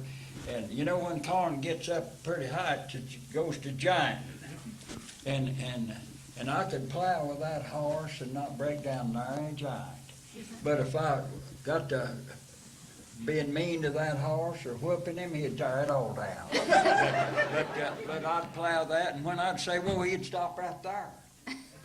And I done the plowing like that, you know. I had to turn and plow too. It had a swing lit on it, you know, it plowed. It was a wood rough. There's one over in Cage Cove in that old barn, just like I used. Now 2 horse turner you don't throw the wing, but this is a wood rough turner, and you could plow out and flip the wing back, and plow back out and flip the wing. You had to flip the wing every time and turn, and then you take a double foot and cross break that and do it as good as you could, and it's pretty tough. My dad made it's out of wood. Put some big spikes down through it, I don't know, and then put rocks on that and fixed it where you could hook the horse to it and pull that over it, and it'd cut them clods up pretty good and smooth it down, and then they'd take what they call the cooter plow and lay it off, right? Yeah. You knew your plows, didn't you? Huh? You knew your plows, didn't you? Oh, yeah. Miss Archie Ray, what did you do for fun when you were a child? Before I answer that, Veta, there was something I forgot that you wanted me to mention.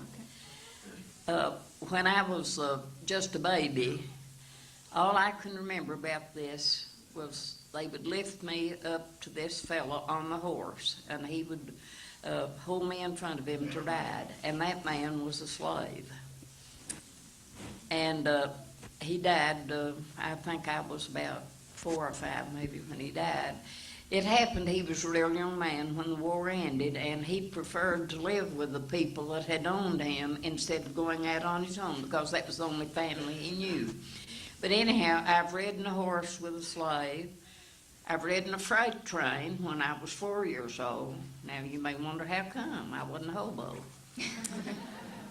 My mother and I were on our way to Maryville to visit my uncle, who was Dr. J. Walter McMahan. Somebody may have heard of him, who was the aluminum company doctor. And when we got to Boyd's Creek, they stopped the train, and the conductor came back and said, we're going to have to leave the train right here. The trestle is washed out. We've got to walk across to the other side. They had plank lane across this little old creek.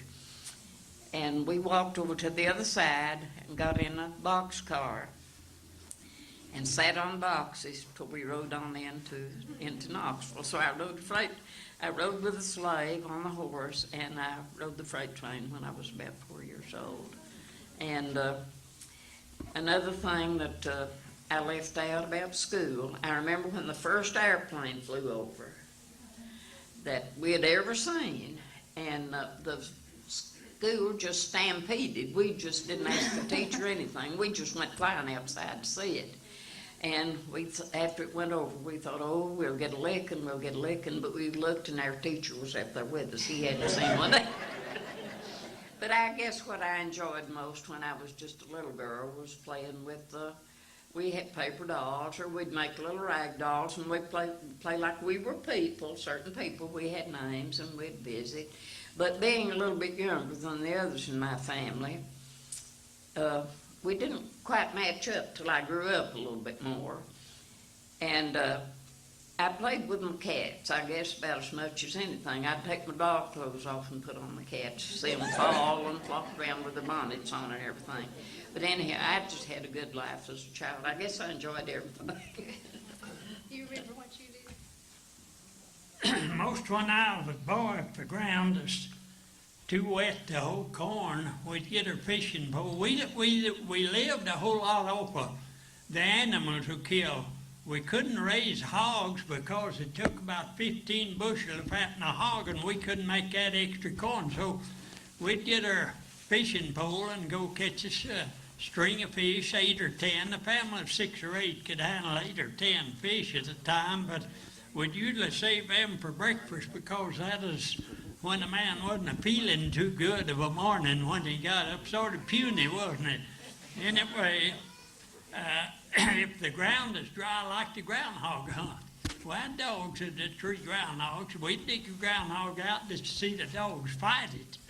Also, we use nothing wrong with groundhog meat. You did this mostly in the person's night. We'd possum hunt and coon hunt for recreation. Also, a coon hide would bring you about a couple to $3, which you're working at $1 a day.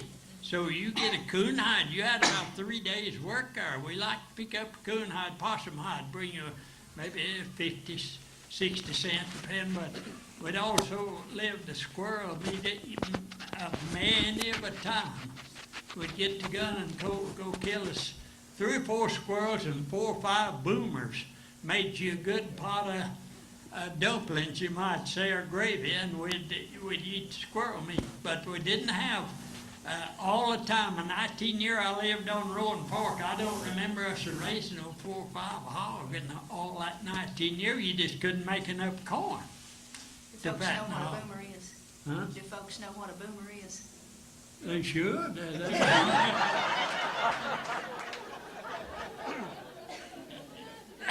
Spence knows what a boomer is, and Tolbert, yeah. Little brown squirrel, that's smaller than Gray a squirrel. gray squirrel. Then there's a little one they call a ground squirrel. And then there's a fox squirrel, ain't there? Yeah. But the boomer is what they call the northern red squirrel, is what we call boomers. One of the fastest things they was is claim they could go up on a limb and do their business, run down and dig a hole for it to fall in. Are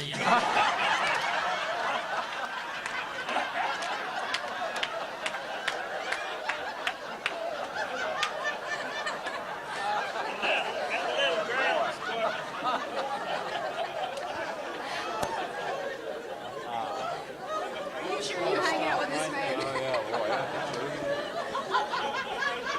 And that little ground squirrel, you know, it had a stripe on each side.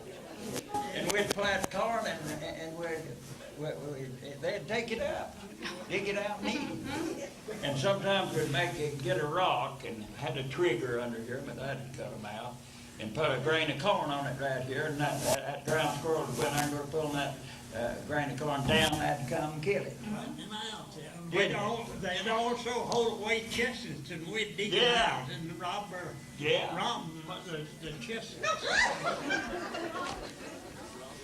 I have one more I'd like to tell you just a little about that. My dad's orchard. We got about 2 or 3 minutes.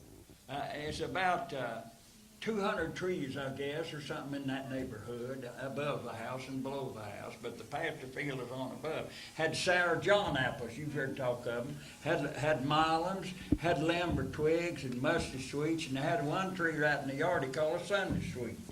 But he'd sell them apples and let you pick them and let you have them for a quarter a bushel. Well, he rented Ashley Ogle's team and 2 wagons. Wesley drove one, that was my dad's brother, and we'd haul about 40 bushel on them and take them to Knoxville and sell them out for 75 cents a bushel. And it'd be gone about a week. We'd go right down the old road and stuff, 2 Mile Holler on down here below Seville. We'd camp there. Then going over the Cedar Bluff and across the old Henry Street Bridge and into Market Square. And we'd be gone pretty close to a week. You can't go out there and sell out and come back. We have one more question back here. One last. I just wanted to ask Mr. Owenby what dog hobble is. What dog hobble is? It's a thing that grows. No, you can't walk through it. No. It's an evergreen plant. It grows in the ground. The roots of it starts in the ground, but it grows like kind of like a long limb on a tree, and it just keeps you growing over and over and over, and you can't hardly walk through it. But there's one good thing about it. I do know that if a bear gets after you, you'll get out of it. I want to tell these folks how much I really appreciate them coming out tonight. It's awfully cold to be out and talking about old times, but I know I've enjoyed it just a whole lot, and just really appreciate it. Ask these gentlemen if they want to close us out with maybe one more song on the guitar and banjo, or the guitar and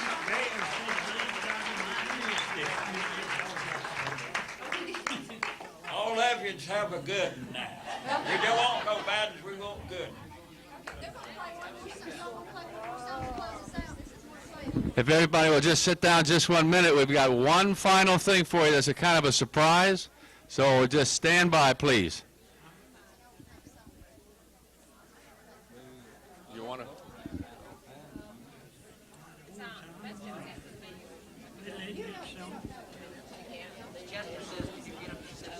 Everybody, please sit down just a second. We're checking something out. Stand by.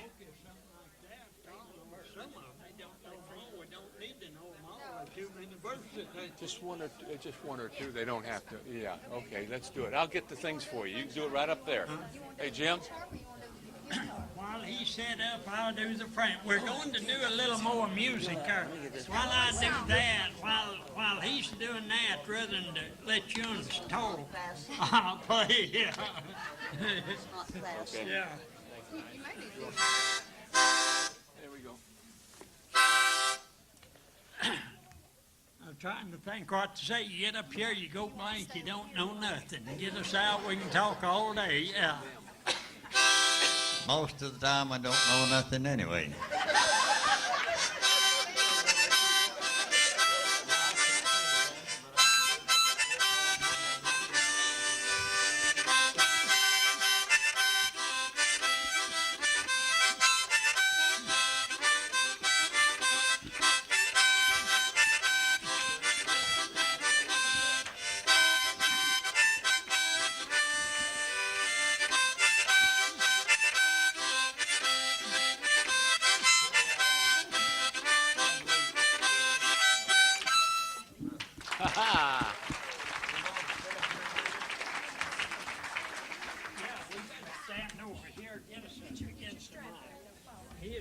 What's he going to play?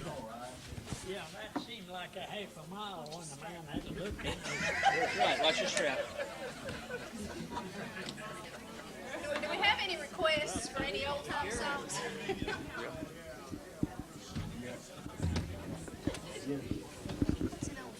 What's an old time song y'all remember? You sang one? Just a couple.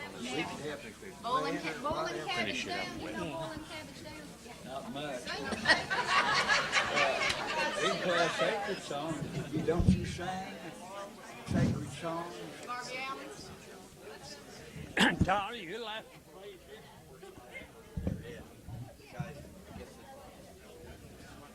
Get over here.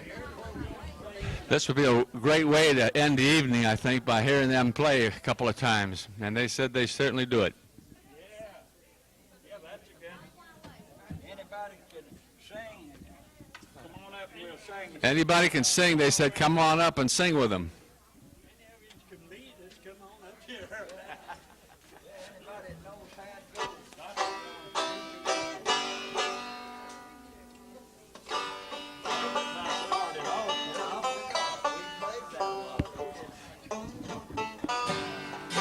No, you're going to sing us something. Get up right there. Yeah.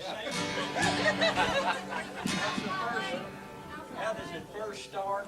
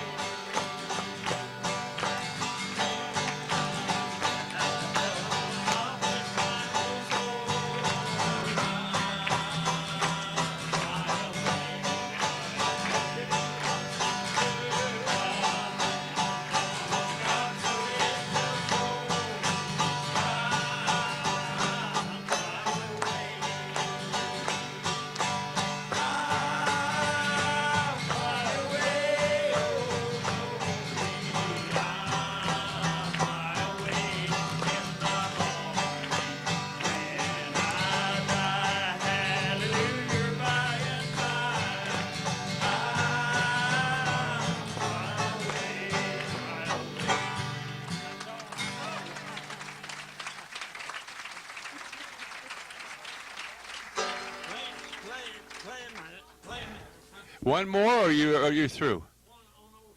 Let's do it, sure.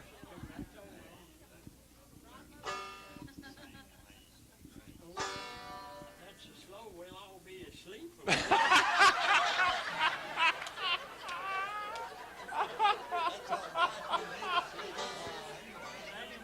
grace, Tolbert, they'll all be asleep. That's almost slow, ain't it? But that was just good, they'll be asleep.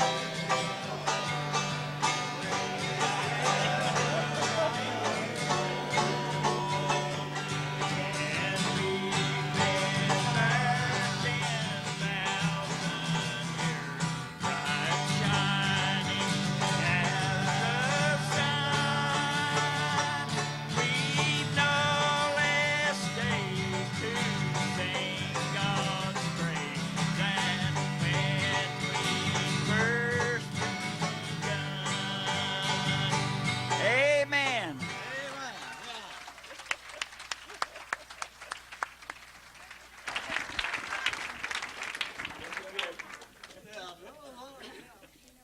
Is that it, or no? One more?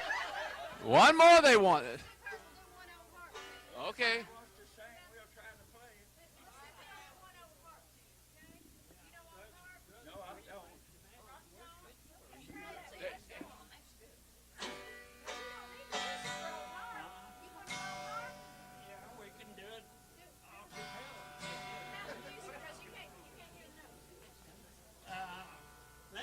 Most of them never, there's only 7 notes to song.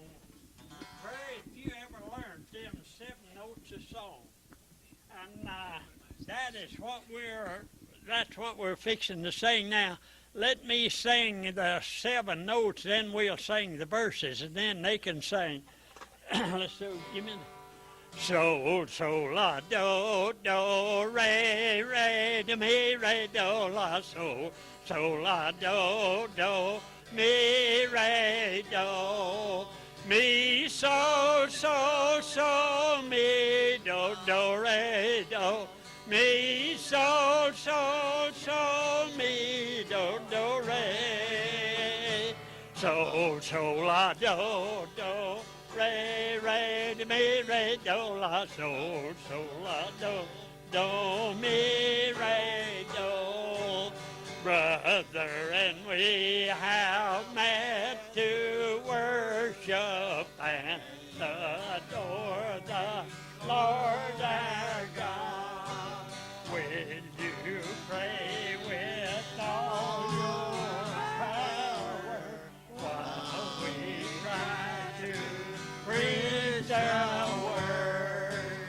All is vain unless the Spirit of the Holy One comes down. Sisters, pray with all your power while we try to preach the word. Is that it? That's it? Is that it? He'll still be around, I guess. We didn't run it. Okay. Is that it? Okay. We want to thank you all so very, very much for being here. This was just a wonderful, wonderful evening, and the City of Pigeon Forge has little gifts for each of you, so just stand right by here. Jim Brown's going to hand each of you one of our hats that we give away to all of our experts. Number 1.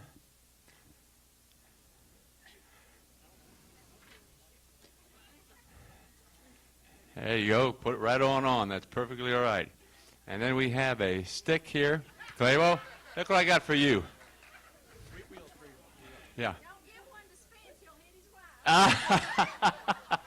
There is a walking stick for each one of you. It's personalized with your names on it, so you can walk around with that and think of us while we just think you're just great. Very, very much. God bless you all.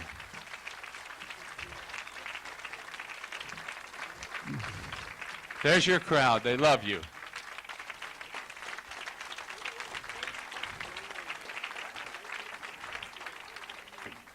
Thank you so very, very much for coming this evening, and we will see you tomorrow morning at 9 o'clock with our next presentation.